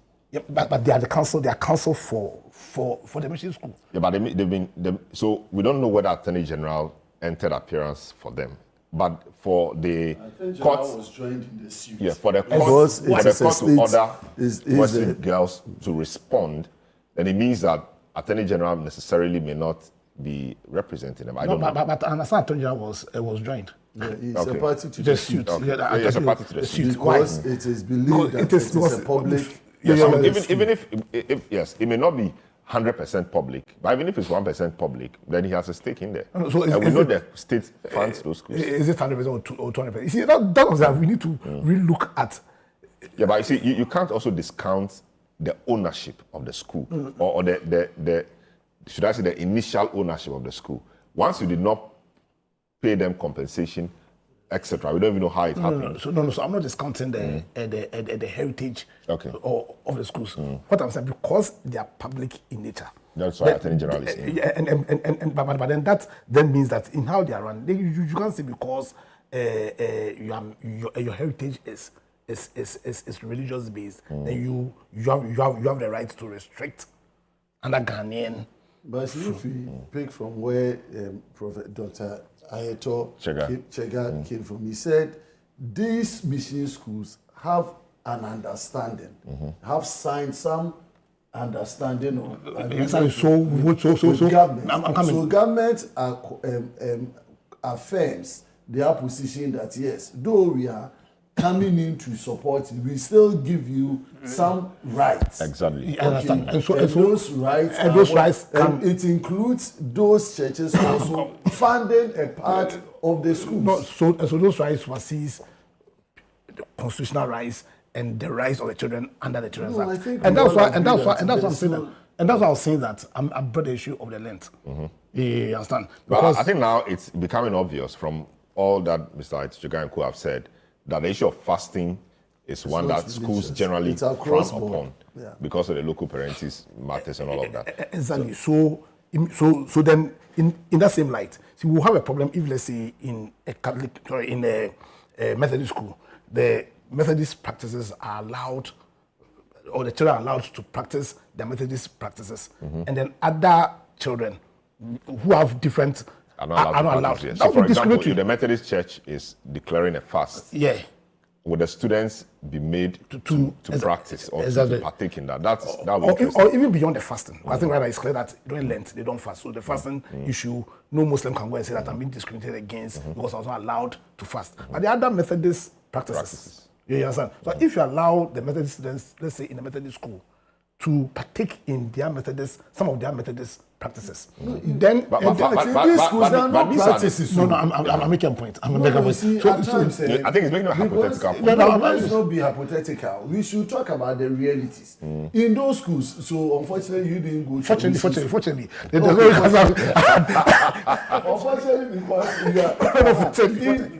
in all of these schools, my brother went to Infant Supreme School. Okay. My sister went to Wesley Girls.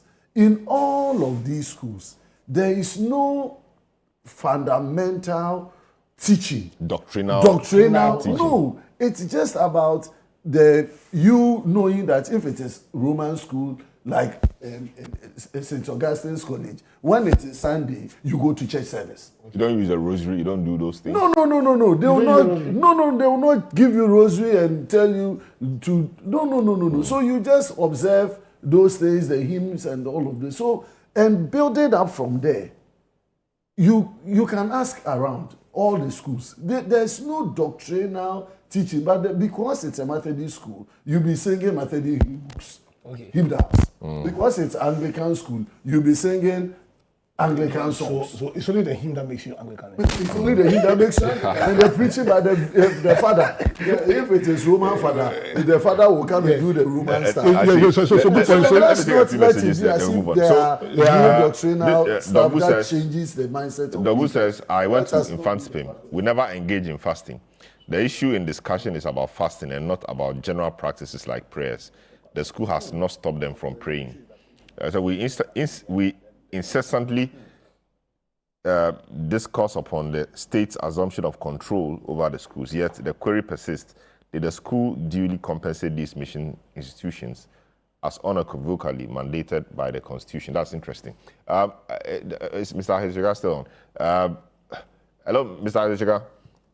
Okay, yes. So yeah, what's your concluding thoughts on how do we, what should we do moving forward to accommodate everybody so this doesn't become an issue? Well, I think we have built a consensus around discussion or collaboration or negotiation, as we call it. And I am of the view that it is important for us to go in that direction. But it is important also for, let me use the word stakeholders to really appreciate that when we begin to talk about the local parentage for the schools, they are in real local parentage in terms of funding needs. So while the girl is in school, there are certain acts that she cannot perform because this is a parent saying, no, you can't do it because it could probably cause bodily harm and some of those things. In other words, schools represent the children harm. And that is, we are not adults. We are deep. So as much as possible, it extends beyond that at all. When you go around the whole issue of practice, then there are interesting things that come up.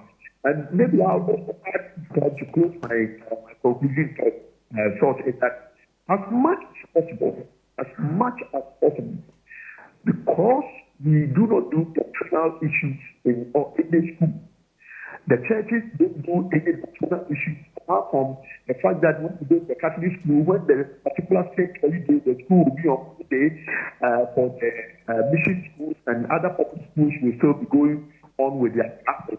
There's a need to try and bring about some harmony in all of these things and ensure that we work together and allow our children to grow up learning and then develop their in the course. Thank you. Very well. Most grateful. Let's take this these few messages. Mumuni Isifu says, good morning, Selorm. Please, I need some clarity. What exactly is Wesley Girls denying the Muslim girls from doing with regards to their faith? Isaac Park says, does the military allow the wearing of hijab on their uniforms? Why do you want it at another person's institution? Says, on the fasting, my take is that Wegehe shouldn't force them to eat, but also make the parents sign a form that the school cannot be held responsible should they faint or something happen to them. Okay, all right, so these are points. Yes, we've been joined by Dr. Sai Kwapon, fellow at CDD, of course, for the other discussion, but obviously he has a take on this. Doc, good morning, welcome to the program. Interesting discussion so far. What are your thoughts from a governance viewpoint, from a human rights viewpoint, from an institution viewpoint as well? Hello, Doc? Oh, okay. If you can unmute, so we take your view. Well, I think Dr. Saikwapo is having some difficulty. Okay, just before we go, yes. Like, let's take the hijab. Okay, it's a critical. It's a big discussion. From here, I'm sure the next stage will be the hijab. In fact, it's all put together. It's all put together. You know, so why would it be difficult for, let's say, a school to deny someone that kind of dressing if it doesn't affect the training of the child, but as part of the religious expression? Yeah. Okay. People talk about weather and then the heat and all of those things.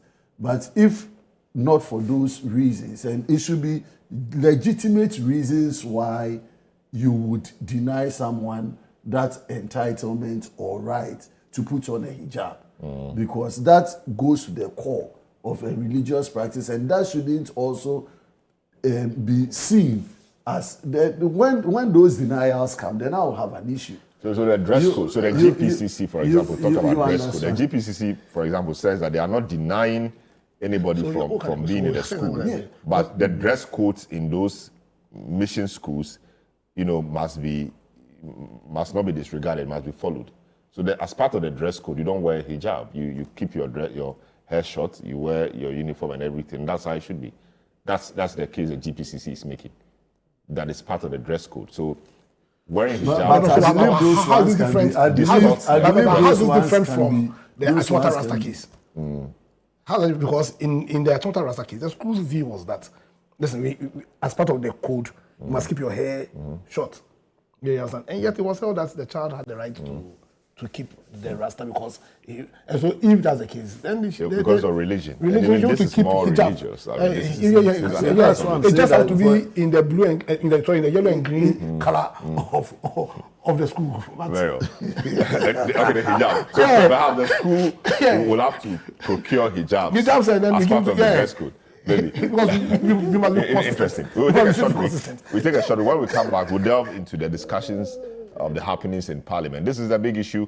Your views are welcome via WhatsApp line displayed on the screen, 020-444-7033 or 054-9986-996, 97.3 City FM, Channel 1 Television on YouTube as well. My name is Selorm Adonoo. We'll be right back.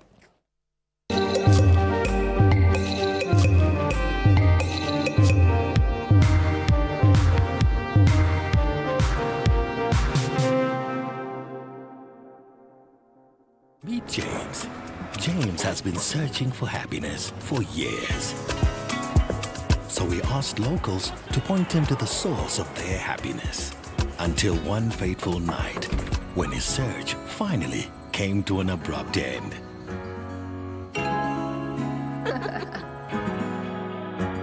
Find your happy place with GoTV. Get GoTV to enjoy a wide range of shows for the whole family. GoTV. Love it. This Christmas Eve, skip the ordinary and step into the extraordinary.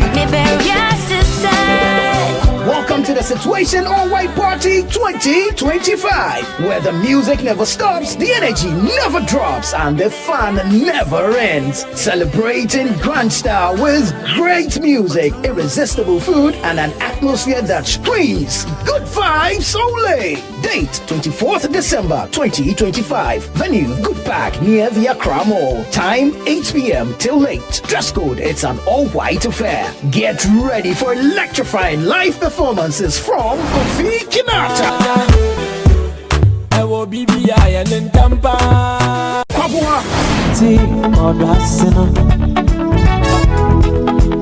Paris Music,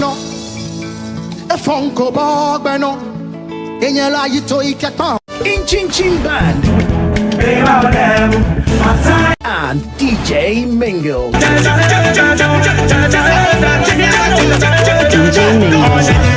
Wear your best all-white fit. Bring your dancing shoes and let's light up the night together. Book your tables now. Call 0205-973-973. It's Christmas Eve. Don't miss it. The Situation All-White Party 2025 is powered by Channel 1 TV and 97.3 City FM. And it's proudly sponsored by EcoBank, Bethel Logistics, and Hallmark Cafe.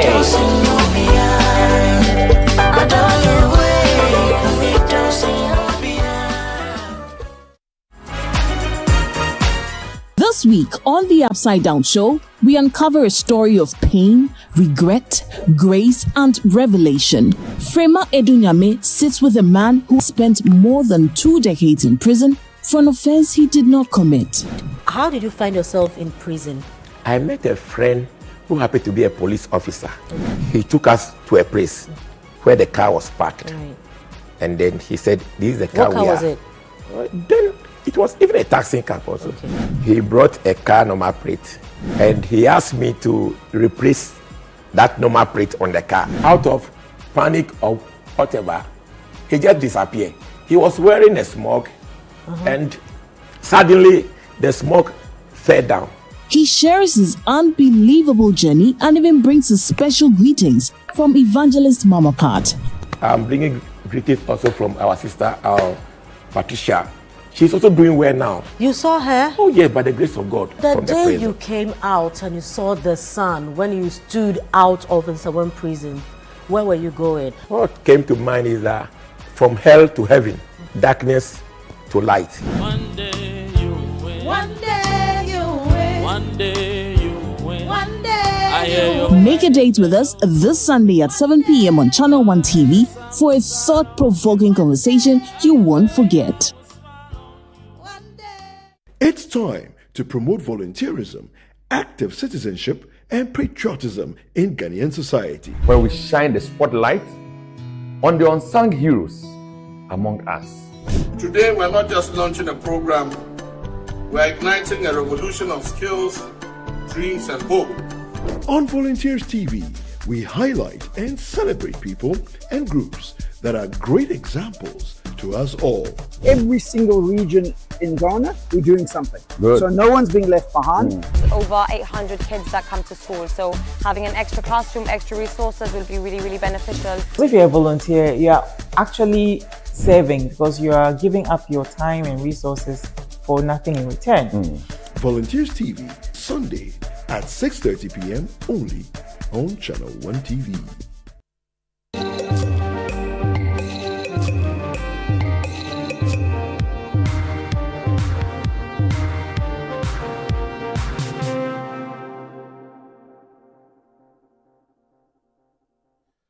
Yeah, welcome back. This is a big issue. We are on 97.3 City FM. We are happy to have you join us. Now, we move to issue 2, Parliament.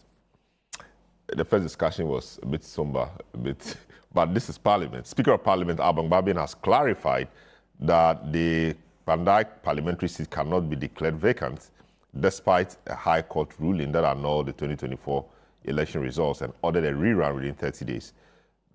Addressing the House on Thursday, November 27, the Speaker explained that although the ruling overturns Matthew Nyindam's election, the law imposes a mandatory 7-day stay of execution on all appealable High Court decisions. The ruling of the Tamil High Court was delivered on the 24th of November 2025. The statutory 7-day stay therefore remains in force until 1st December 2025. During this period, the High Court's ruling cannot form the basis for the Speaker to instruct the clerk to notify the Electoral Commission that the Pandai seat is vacant.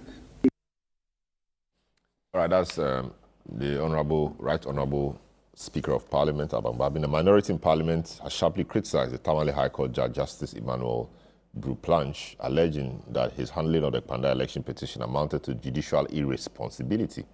Minority Leader Alexander Penumakin says the caucus will resist what he describes as an animal farm judgment intended to remove the sitting MP before the full appeal process is completed. A judge who spent minutes walked out of the courtroom claiming that his judgment will be ready on Friday. Meanwhile, in less than 24 hours, a court order was being served on Parliament and Honorable Nyindam. What kind of kangaroo judicial system we have now in Ghana? The judiciary must know that their actions and inactions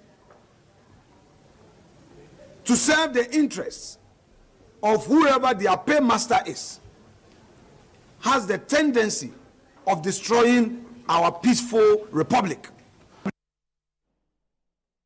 Well, that was Minority Leader Apenumakin, of course. So yeah, I will come to the second part of the discussion where the Speaker referred him to the Privileges Committee. But let me start from you. Your side doesn't appear to be enjoying a lot. I mean, your seats, continually come under threat. There was Akwetia and there is Pandai. Of course, we don't know who will win. It started but from it's your friend Ablikuma. So your micro minority is further being chipped away. The status, I don't know whether you get to nano minority. I don't know, but of course your general thinking. The court has made a decision. Of course, Babin, that's law. 7 days after the judge, it's only after 7 days execution can start. But what's your thinking generally? I mean, that's sound law. But eventually, by Monday, Tuesday, should the seat be declared vacant? Well, first and foremost, I think as a caucus and as a lawyer, we disagree with the judgment of the High Court. We think that the court erred both in law and in fact that was available to him. But that is judicial process. Someone took the case to court, challenged it as provided by our constitution, and then the court has made a determination. You also have a right of appeal, and so we have triggered in our appeal to the Court of Appeal, and then applied for a stay of execution so that we can have finality to the matter at a higher court. What we are only seeking for is that the matter for the stay of execution will be heard swiftly so that at least the matter can continue at the Court of Appeal. Because we've appealed against that decision, and unfortunately we've not even been served with the full facts or the judgment of the court. But when you look at the reliefs that the person sought for and the judgment that the court gave, that is what makes us feel like the courts now appear to also be doing something that is worrying. I'm not a firm critique of our judiciary, because in time past, when the courts were also giving judgments in the favor of NPP, so-called, we had the NDC people complaining bitterly that it has become a unanimous FC. Okay, now over just this past month, it has shifted. And so now it appears like every matter that goes to the court is given in favor, that political cases are given in favor of the NDC. But that is why you have a right of appeal. And so we're going there to test the law. Now, for us as a minority, we are not intimidated by the numbers that they are taking. Of course, we wish we had more than enough, over 100 and the rest, to take government on. But even with our dwindling numbers, I think we are doing phenomenally well by holding government accountable. And even with their super majority, we are not feeling too much as to its impact in terms of governance and then parliamentary practice. But what is ours, we need to protect it. Ablekuma North, for example, we had won that election. The EC had indicated that they needed to just collate just about 5 or 7 polling stations. But because of other reasons, we were pushed into... But the same EC came out to say that a certain number of polling stations should be rerun. Because EC consistently, even before Parliament, had indicated that they had all the results, left with about 7 or so. And they were denied security to complete that process. No, they could not. They were given security, but people from wherever came to disrupt the process. No, the EC came to Parliament time and again requesting that the IGP provided security for them to complete just about the 6 or 7 collation. Then all of a sudden, because of political machinations. But we don't know that, do we? Oh, I'm telling you because of where I sit. Because nothing convinces me why we had to go and do rerun of those polling stations. Maybe because the parties couldn't agree on those numbers or on those polling sheets or pink sheets. So EC's hand was bent, and then this is where we are. We took it in good faith. We lost it. Akwitia, we had the seat. We went into a by-election, properly so-called. We lost it. But for this matter of Pandai, I believe that if the Court of Appeal sits on it, we are going to win our case on appeal. And there will be no need for a by-election. Should the West come to a by-election, I'm sure we are going to contest that seat with Matthew Nyendam. I'm very optimistic that we will win that seat in Pandai. Should we even lose the Pandai seat, I believe that the government will be held accountable by the mighty minority. We are going to do our best to protect the Ghanaian citizens and their interest in Parliament. As we speak now, a lot of matters come before us in Parliament. If we had real numbers, they wouldn't go through. But now the majority are always having their way because they think they have the numbers. Everything we do under certificate of agency. Everything certificate of agency. And then you go and pass the laws, and then you later realize that there are a lot of issues around them. So, Pandai, I believe that we have expressed our position. We are against the decision of the court, but we are going to contest it. I want the court to just make the determination on our stay of execution so that at least Matthew Nyendam will continue to serve the good people. Because if they don't, then it means even as the case is on appeal, are we going to do a by-election?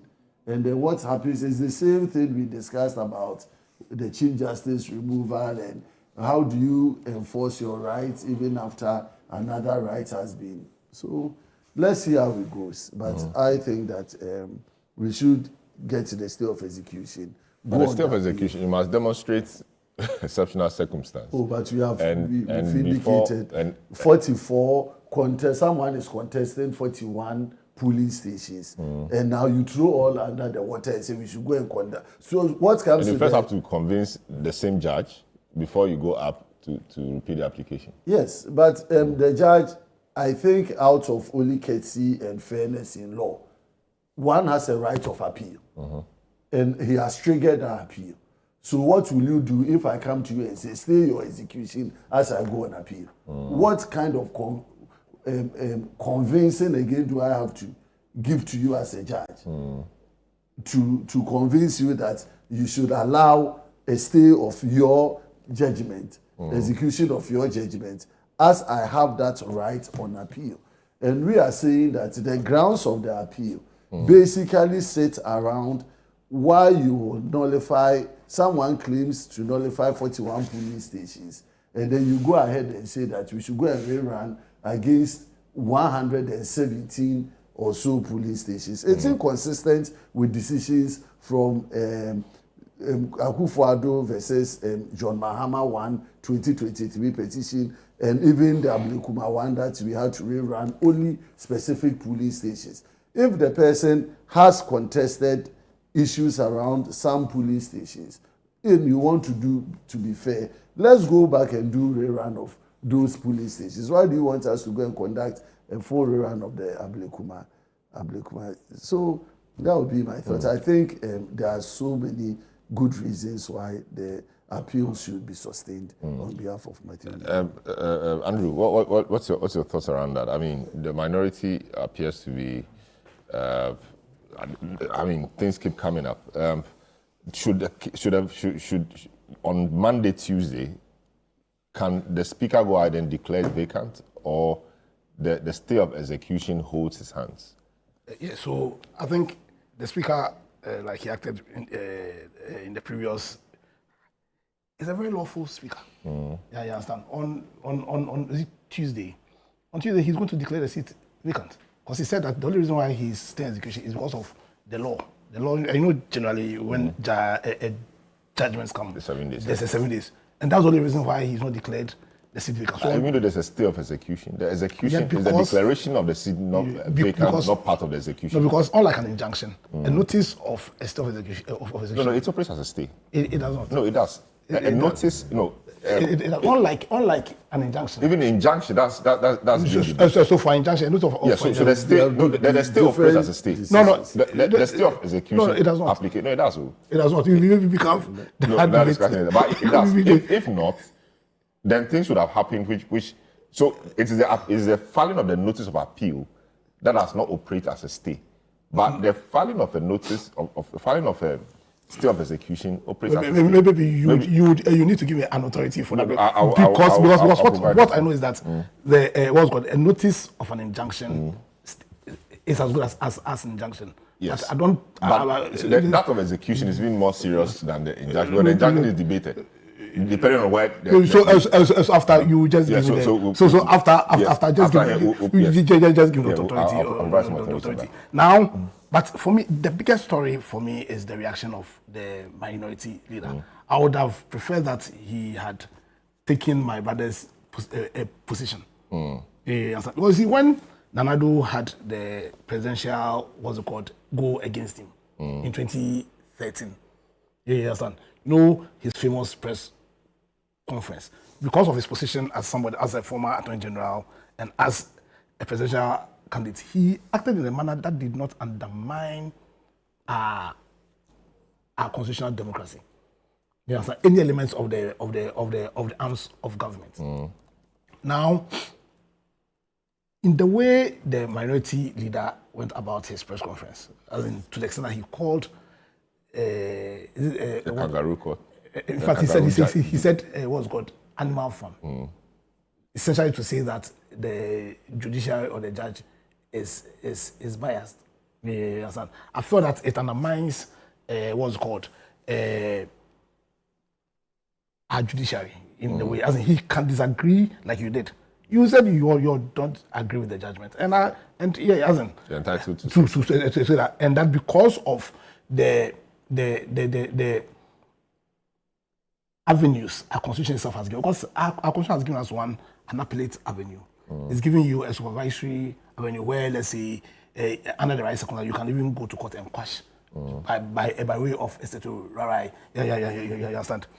So then our constitution has given you avenues to challenge decisions of the court. So why don't you follow those avenues without necessarily, because of the position you hold, make statements that undermines the integrity of our judiciary. And unfortunately for me, I think that's the biggest story. The way our politicians are quick to undermine this constitutional democracy, that has benefited all of us. But the challenge is that it comes from both sides. When And that's why I said, and that's why I use the word politicians. You see, and that's why I use the word. NDC were so much on the judiciary, criticizing them, condemning them, using unprintable words on them. Yeah, and we should move away from exactly. that. That's why I said I use the word politician. I think on this show once I criticized the chairman of the NDC for saying that Jane Mensah should be removed. Because then what happens is that immediately, I know somebody has petition, but it's very easy for somebody to then say that, listen, it's the NDC which is witch hunting. Yeah. Hey, because we need to keep the integrity of the system intact, and the politicians have a higher responsibility on that, especially when you are a leader of parliament. You should not be given what's called a narrative that suggests that our judiciary is biased.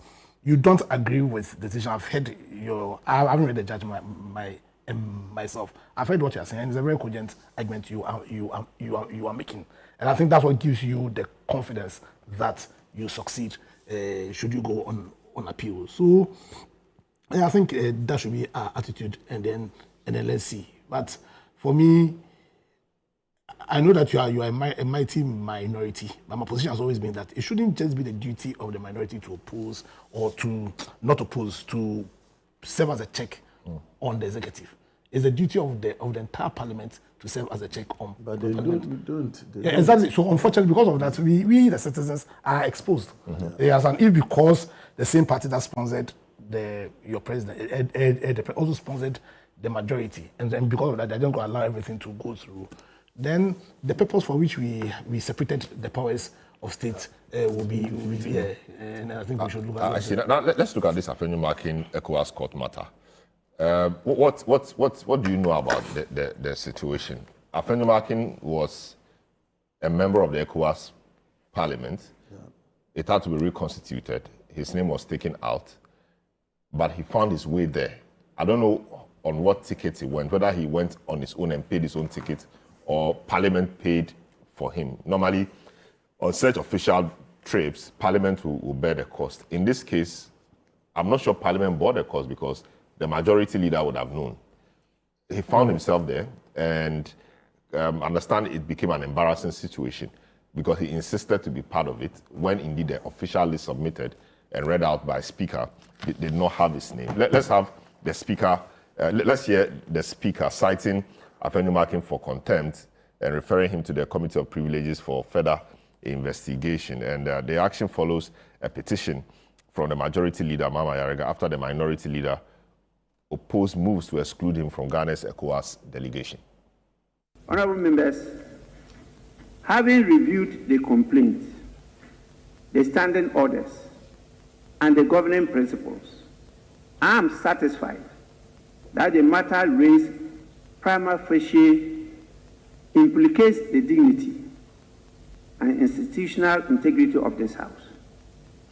Pursuant to Order 34.1, I therefore refer the matter, the complaint lodged by the Honourable Member for Boko Central and a majority leader to the Committee on Privileges and Immunities for examination, inquiry, investigation, and report to the House.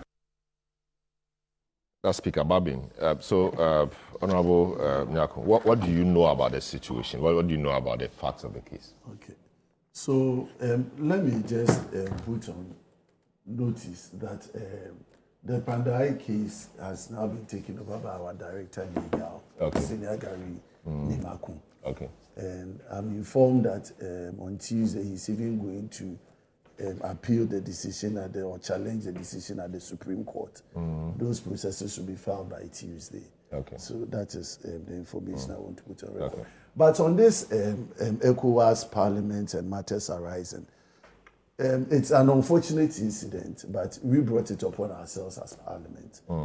Because you see, at the 9th Parliament, which is what we have, committees are constituted. Every Parliament, when it takes effect, constitutes its committees, whether select or standing committees. And then one of the committees, or some of the committees that we constitute, include representation to Pan-African Parliament and ECOWAS Parliament. And in so doing, we have specific numbers that we send, delegation that we send. And we need to send those delegations based on our representation in Parliament. That is majority, minority. Now, Ghana delayed our submission of those names because we failed to disagree on even the sharing proportion of these representations in Parliament. So from January, February, March, when we constituted the various committees, that of ECOWAS Parliament, Pan-African Parliament, and the rest, were on hold. Many times, many occasions, we displayed them on our order paper, and yet we never took a decision. Because if we had like 5 or 6 representation, the majority would want to take 4 out of the 6. And we debated this over and over. So finally, we agreed on the representation. I think 4-2. And then on that representation, it is the caucus that has to make the nomination for people to represent. It is not Parliament Sobotu, the Speaker, who decides that I want A, B, or C to represent the minority. So majority submits their names, minority submits our names. Now, we've had practices or conventions where in sending representation, your position in Parliament may entitle you to one. So, for example, in ECOWAS Parliament, normally the deputy leaders are part of the representation. So, in the case of Afenyo Makin, in the 8th Parliament, he was a deputy leader. Then, in the ECOWAS Parliament? In Ghana, before he became the leader, majority leader. So, his representation to be part of the Ghana delegation was automatic. Was so because he was a deputy majority leader. But ECOWAS Parliament also has a term. And that term doesn't run with our term. And so, though we moved on to the 9th Parliament, the ECOWAS Parliament session has not ended. And so Ghana reconstituted our numbers. But then because Afenyo Makin was already in the ECOWAS Parliament and was the 3rd speaker, deputy speaker for that parliament, we, the minority, decided and agreed that he should continue to serve on the ECOWAS Parliament. And then our deputy leader would take other positions or other representations for us. Mahama Ayariga from the majority side, and for whatever reason, were insisting that the minority leader should be replaced by the deputy leader because that's the convention. And we are saying that we want the majority leader to be on there. So one of the days when our minority leader was absent for health reasons, that issue, which had always been on our table, was raised. And then they did an amendment to change for the deputy leader, which is Patricia Appiagyei, to be on. And then Parliament passed that resolution. So by their numbers, the resolution was passed to replace Afenyo Makin with Madam Patricia Appiagyei. Then Madam Patricia Appiagyei immediately petitioned the Speaker. Now, no, that has not been our position. So she declines that offer to be on that list. Officially communicated to Speaker that she rejects that nomination. That is not the position of the caucus. And so Afenyo Makin remains one of our representation to the ECOWAS Parliament. Now we are being told that it is not our choice or my party's choice to say that I will not go. Because Parliament has made that resolution, you are compelled to go. But because she has declined and has indicated so, there was no way she was going to make a representation in the ECOWAS Parliament. So when finally they went to ECOWAS Parliament, Afenyo Makin appeared. And rightly so. Appeared as well, because the list... Forget about the list. But the list, the list is, when the speaker speaks, it's law, right? The list, as the speaker read out. And indeed, that matter came to the knowledge of the speaker. And the speaker emphasized the need for a woman and the deputy. Why didn't the majority people bring all their women? Why? The woman representation. So if you want more women, why? They have more women there. Why do they necessarily have to rely on us to bring female representation? We have only 2 reps or 3 reps. And we have decided that these are our representatives. How about a deputy leader convention? No, and I'm saying that is the convention, but that rests with us. If Afenyomaken had gone to continue his term, you never know the caucus discussion to bring my party on board at a later time or what have you. That is our decision. And I don't want a parliament that wants to use processes, circumvent matters, create a monster, and later come and say that Afenyomaken is bad and he has disregarded and has brought the name of parliament into disrepute. All the letters that my party wrote and rejected. Why do you compulsorily want to put a name in the list? No, but so why didn't the matter come back to the floor of parliament that Mama Pat, Speaker, yes, you read out the list, Mama Pat has rejected it or has declined. So what is the way forward? But they knew. No, but is that not how it's supposed to be? No, the point is that because for those of us watching, we knew that Mama Pat was to be there. Of course, we saw her refusal of it. Yes. But we're waiting to hear the next step. That, okay, we nominated this person, he or she's declined.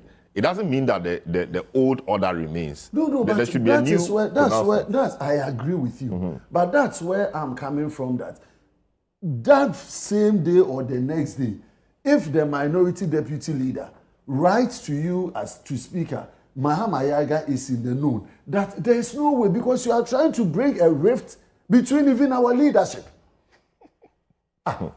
It's our representation. It is not your representation. It is the minority's portion. And we are decided who we want to represent. And you are on notice. So why did you continue to push this issue of Maapat to ECOWAS Parliament when you could have just by notice avoided all of this embarrassment? And for good reason, the person that is our leader is a third deputy speaker. The term has not ended. He has given all the indication, and in our house, we don't have much. But at least we've tried to share everything for everybody in terms of committee representation. So we don't have any difficulty at all at our caucus level. You have made your representation. We have made our representation. And you want to compel us because by convention, and we debated this on the floor. Muntaka gave all the historical antecedents and so on and so on. Why? Is it not just ECOWAS representation?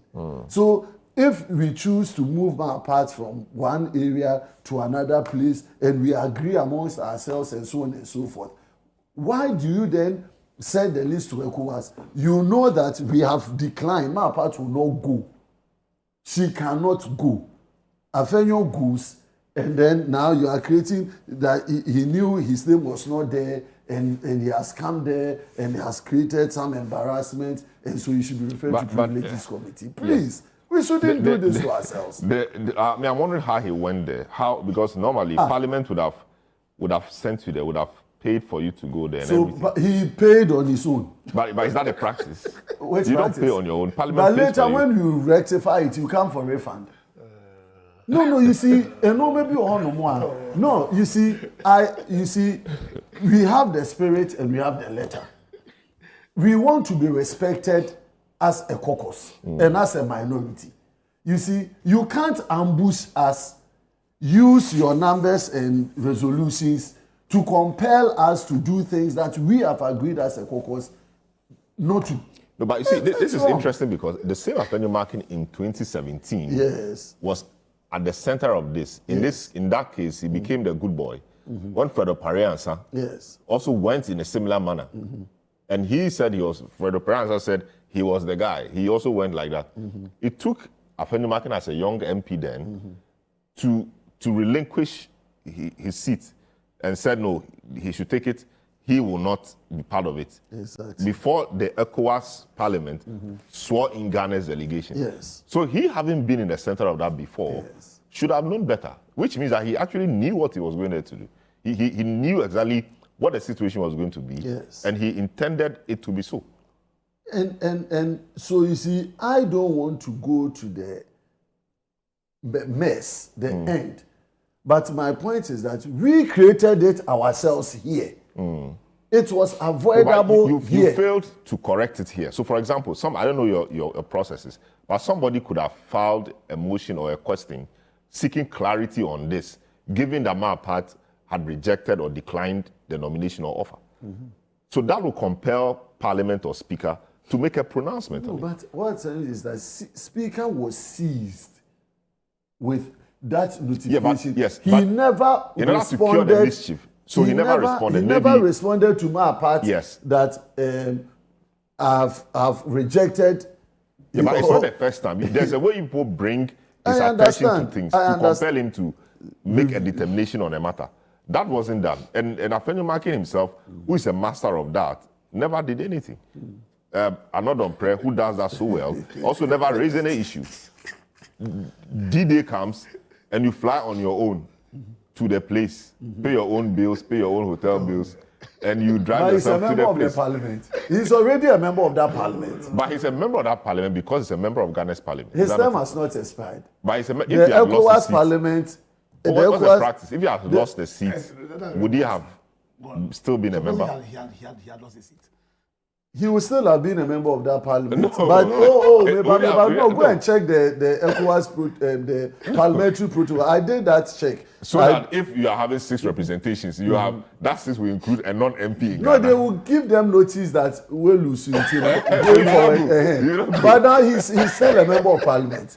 Anyway, so let me take your views. I'm surprised you are surprised in a sense that what Afenyo Makin is doing and the letter part, and thanks for your, because thanks to you, I now appreciate the matter. The matter.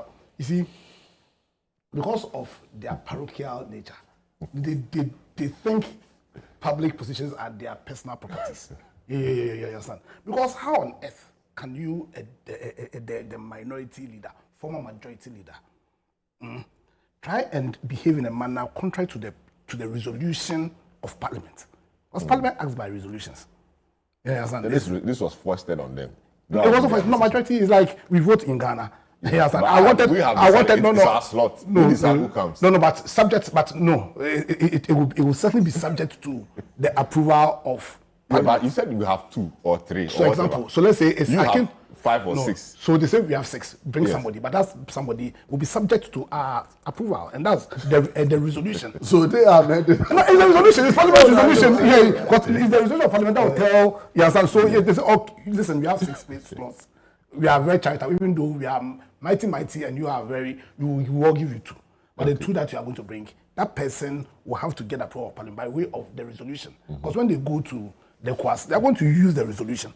Yes, so it does not mean that if you bring anybody at all, we are going to. Now they brought a convention. Parliament itself brought a convention. The convention says that whoever is deputy leader has a slot.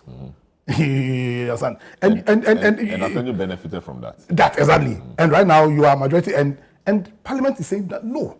You understand?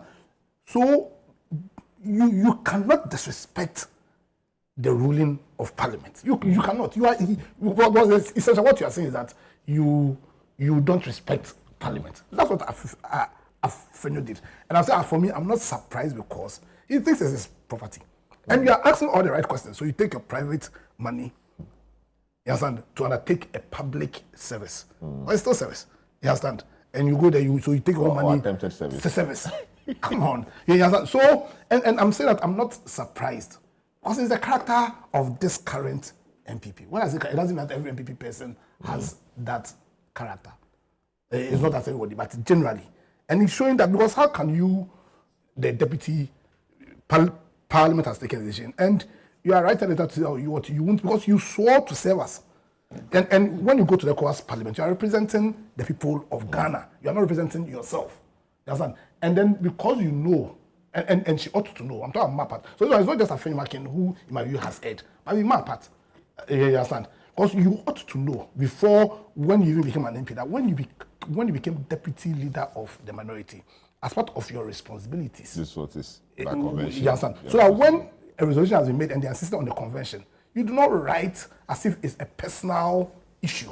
It's not a personal issue. You are not representing yourself. You are going to represent us. And per the convention laid down in Parliament, she ought to know that immediately you become deputy minority leader, you have a seat at the ECOWAS Parliament. So why should this bring a conflict between you and your minority? Why is it that, so far as French is concerned, he has a permanent, and it shouldn't matter whether he is the deputy speaker or not. Even if he were the speaker of the ECOWAS Parliament, per the convention and per the resolution of the Parliament of Ghana, where they said clearly that, listen, step aside, you ought to respect the position of the Parliament of Ghana. Also, what kind of message is he sending to we, the ordinary citizens of Ghana, that where a law or a policy does not favor us, then we have a right to disobey that? No. And for me, it's a worry. We are seeing too many of this parochial familiar spirits in how they are handling public office. You're a minority leader and a judge. You've taken an oath to be faithful to Ghana. You took an oath. Anna, you took an oath to be faithful to Ghana. I want to be faithful to Ghana. And where an arm of government has made the decision, you go and then you term them as animal farm. It's not saying that they are biased. That is being unfaithful to Ghana, being unfaithful to the ideals of Ghana. So I'm not surprised, but the MPP needs to reassess themselves and change for the betterment of all of us. You understand? For the betterment of all of us. You see, when you are an MP, now I wish I had taken the position my brother here. He's put my brother here already. I understand you. If you go and say what I'm saying right now, you have trouble. No. But you see, yes, but it's not your private property. It's not private property. But what I'm saying is that this issue dragged for a long time. And for us as a minority, okay, give us our due. I understand you, but they've given you your due. They've given you two. The due is two. To bring our names. But Parliament has a right to reject. It's like dry vetting. Parliament has a right not to approve somebody the president brings. The fact that the laws that president brings somebody does not mean that Parliament is obligated to pass the president. Everybody the president brings. It's the same thing. Parliament is saying that, you know something, my minority caucus bring two people. It does not mean that whoever you bring, they are going to pass. If you not pass. But the other side is that it does appear that the majority is pressing their neck or pressing Afenjumaki's neck. But that's the system. So you can use the system to press your neck. You understand? The point is that there is the parliamentary resolution. There's the parliamentary resolution. See, this is not the first time the MPP has had a serious minority. The MPP became a force based on the performance of that 1996 minority. Yes. But the performance of that minority is what made the MPP for a very long time, in my opinion, become the party of choice in this country. They did so well. But I think this kind of minority, and there's a lot of people in this minority who are fantastic. As in Patrick Boama, excellent guy. Yourself, I've met you a number of times. Excellent guy. You understand? I think my problem, and I'll say it here without any fear, I think the leader, the majority leader, is leading you into the abyss. You are free to say no. But let me say it without any. Listen. I'm saying that sometimes when I talk about MPP, it pains me because it's not everybody in the party. I'll be unfair if I ascribe my view generally to every. That's why I'm mentioning names here. Like, take someone like Patrick Boama, excellent, yourself, and I can mention even my part. That's why I'm surprised she wrote what's called that letter, which in my view is very parochial. There are a lot of fantastic people in the minority, but I think the way the leader is leading you guys. Is leading you into the abyss because, unfortunately, the small goodwill the party has is reducing further because of the kind of leadership he's given. If Parliament, for which you are a leader, has made a resolution, you do not go to and flout the resolution of Parliament. It's not just Parliament he is disrespecting. He is disrespecting the entire people of Ghana because the Parliament is a representation of the people of this country. So if Parliament has made a decision and you think you disagree with the decision, there's a way to go about it. But you don't take the law into your own hands because you have money, fund yourself, go to a hotel and appear when you are not supposed to be there. It's wrong. So I get your point, but there's a better way. A better way to have what's called protested, not by the minority leader funding his own travel, funding his own, and then going and appear. So I support the position the Speaker has taken. I pray that it does not lead to his expulsion from Parliament. Maybe they can reprimand him, and I hope Parliamentary, the minority, and all parliamentarians for that matter, learn that you cannot flout a resolution of Parliament. If you disagree, I think there's a way to challenge that. Does the minority feel, of course, the numbers, the difference in the numbers, very huge. Does the minority feel, of course, you guys say you don't feel intimidated, but in real sense, do you feel emasculated, if you don't use the word intimidated or cowed, by these workings of the majority using their numbers? Because if the numbers were almost similar, I'm not sure this would have a reason. Yeah, so we can't deny the fact that based on their supermajority, they have various ways through which they can use to cow us or subdue us or make business or life in Parliament very difficult. That has never been the practice. But in very, very high stakes level, that is when you see the effect of the majority numbers against the minority. But on many occasions, we've built consensus to do the things of Parliament. What I am pleading with the Speaker and with Mahama Yariga as our leader of government business and the entire Parliament is that, you see, let's respect each other and build consensus.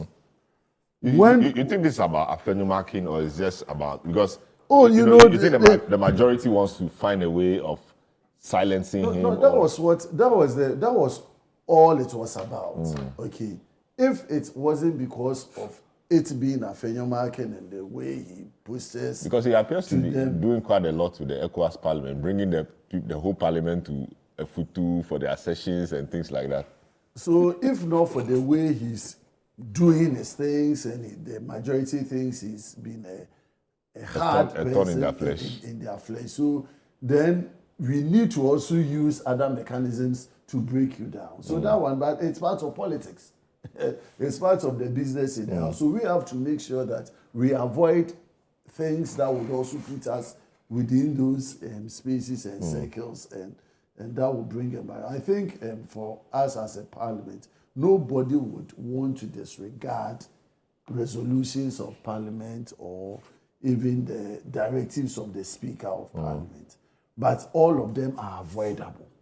When we know clearly that this thing wouldn't help as a House, and that is where I want the majority leader to at times stand up, Mahama Yariga. He foresaw this happening. He foresaw it. So it was a trap, they set, and Afenyo fell into the trap. Of course, but why do you set the trap? But it's a game you guys play. It's a game you guys play. Now, I want to do with the content matter, the privileges committee matter, but a few messages. Somebody who was applauding you for your views on the Wesley Girls matter is saying that no, he doesn't agree with your view on this minority decision at all. It's SK Dread. He said, does the minority caucus make decisions for Ghana's Parliament? Isn't the Speaker the final authority on pronouncements on decisions? If the House has made a decision on an issue about the position of our nation, how does a caucus in the House defy that? Afenyo needs to be reprimanded for him to know he is not above the law. He's been getting away with this for far too long. Please ask Isaac if when going to ECOWAS Parliament, one pays for their own flight and hotels. If the answer is no, then Afenyomakin knew what he was doing was not right. He should be punished, period. These are views. So you are in Parliament. The Committee of Privileges appears like a very fearful place to be. But in the past Parliament, when Adjasafo and Co had those issues and were to appear there, we saw that the disagreements in the committee actually impeded the committee's ability to progress. Maybe that was helpful to the people who were called before the House, the committee. But in this case, it could be dangerous because the NDC has overwhelming majority even at the committee level. And so it does appear that they could make very far-reaching recommendations to Speaker, which could include expelling Afenyomakin from the House. What does the caucus think? Yeah, so every committee of parliament operates based on the powers imposed on it by the standing orders. And the Privileges Committee is one of the major committees that we revere. Because that is the only committee that has powers to review conduct of members of parliament and make far-reaching recommendations that can lead to even your expulsion from parliament. So it means that apart from judicial decisions like the Pandai or other matters that can get you out of parliament, the only other way someone may lose their seat in parliament is under your appearance to the Privileges Committee. And we want to keep respecting committees of parliament. And I know that once he's been referred to the committee, he will appear before the committee, and the committee will hear him, give him fair hearing. If the committee comes up with any final decisions, it will just be a report to plenary for us to discuss it. Normally, per our standing orders and the Constitution, to even remove someone from Parliament, you need not less than 2/3. And these numbers already set with the majority. So it can be a very frightening and threatening thing. But as I always say, we build... But you think the majority can go that length? Oh, they won't do that. They won't do that. They won't do that. As a way of saying it, so they don't do it. Oh, they won't do that. They won't do that. I think it's just a signal for all of us to note that Parliament is an institution governed by rules. And we should all respect the rules of Parliament. Even if we disagree, we should have our ways of expressing our disagreements rather than being seen to flout. And Speaker is very particular when it comes to respect for the institution of Parliament. And we all want to side with him. Because if we don't respect Parliament, then who will? If we don't respect Parliament, who will? But I'm saying that the Privileges Committee is a respected committee. The majority leader and all of us, we are supporting him in this as a caucus because, as I said, this was a caucus position. And so if they were minded, they should have even threw it back to us to re-look at it, but not to ambush us by amending that list for us. Because I'm sure if we had done... Was it an ambush or you guys knew about it? No. That day, I said that resolution has been in our books for months. I have personally risen on Friday business to ask when our committees will be set up, when there's ECOWAS Parliament. I was the last person that moved for the ECOWAS Parliament representation to be concluded. Okay? But the day it was passed and how it was done, it wasn't done with finesse. Because, as I said, nobody chose the majority's list for them. They took them, and all of the representations, we brought them up. So you didn't vary the Pan-African Parliament. You didn't vary the IPU. You want to vary the ECOWAS because you don't want the minority leader to go for other reasons. The minority that would be somewhere else. He could be in the Pan-African Parliament or... No, so that's what I'm saying. That so if the majority even doesn't want the minority leader to be there, you engage us again and get us to... Because you could have gotten our caucus to know, and then we would have a way of engaging our leadership to see if we can do something about it. From your explanation, you said that per your convention, whoever was deputy... Go to ECOWAS. The other one will go to Pan-African. So the majority was just following the laid-down convention. And Afenyo wanted to use maybe his interest in the ECOWAS to distort that process. So it means that instead of him going to maybe Pan-African Parliament or is it IPU or LPU, Part would then have to go. You would have distorted the convention because of what? Meanwhile, because of their doing rule of law, you know that certainty of practices is always the best. So we all ought to know that where you are deputy minority leader, you know that you go to ECOWAS. You don't want a situation where arbitrariness and the whims and caprices of people will determine some of these things. And I think it was going against this fundamental principle. You understand? That's why I'm saying that. You see, you're just reflecting the character of your party now. Because so you will recall last year, your party itself told us, and indeed it is in your constitution, that if you contest against a candidate the MPP is sponsoring, automatically you are not part of their party. You applied it in 2020. Andrew Isiama, my own friend Andrew Isiama. Then last year, when certain people left your party, as in contest against candidates that you are sponsored, because of the spirit of arbitrariness, the MPP suddenly said that no, even though they are contesting against people we are sponsoring, they have not left our party. You understand? That brings uncertainty, and we don't want that. So, and I think it's the spirit that's driving Afinyo. Well, we all know that if you are deputy minority leader, in future, let's say in future you become deputy minority leader, and I hope that you will become deputy minority or majority very soon.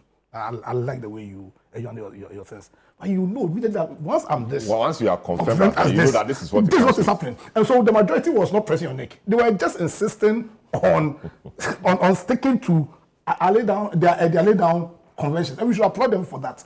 So the minority shouldn't take it personal. It's not personal. We would have had issues if they wanted to change the lay down convention. But they did not attempt to change the lay down conventions. They were just advising people. Stick to the convention. That's all. Stick to the convention. What form would the reprimand take? Or he would just be reprimanded before Parliament or suspended? I mean, what form can he take? And what can he do to redeem himself? Does he go there to argue his case? Or he can go there and apologize for embarrassing Parliament in the manner he did, and then matters will be made to so that. It all depends on the appearance before the Privileges Committee, the explanations. And his good friend, for chairs the committee. Yes, and the explanations that are given. I believe, as I said, he didn't do that with a sense that he wanted to disobey parliamentary resolution. But it was because maybe we have clearly articulated our position that we wanted him to continue. So yes, he had the support of the minority, but unfortunately that was against the resolution that had been passed by Parliament. And I thought we could find a way of still resolving it than to go to ECOWAS and be faced with that kind of unfortunate incidents that occurred. So in terms of the outcome of the Privileges Committee, it's all about... From where you sit and from the minority position, you think he will fight this legally, as in he will be legalistic about it, go state his case, or he will just go and apologize and pray that matters will... I'm sure as a caucus, we may even have a conversation around it. And as our leader, we continue to engage in.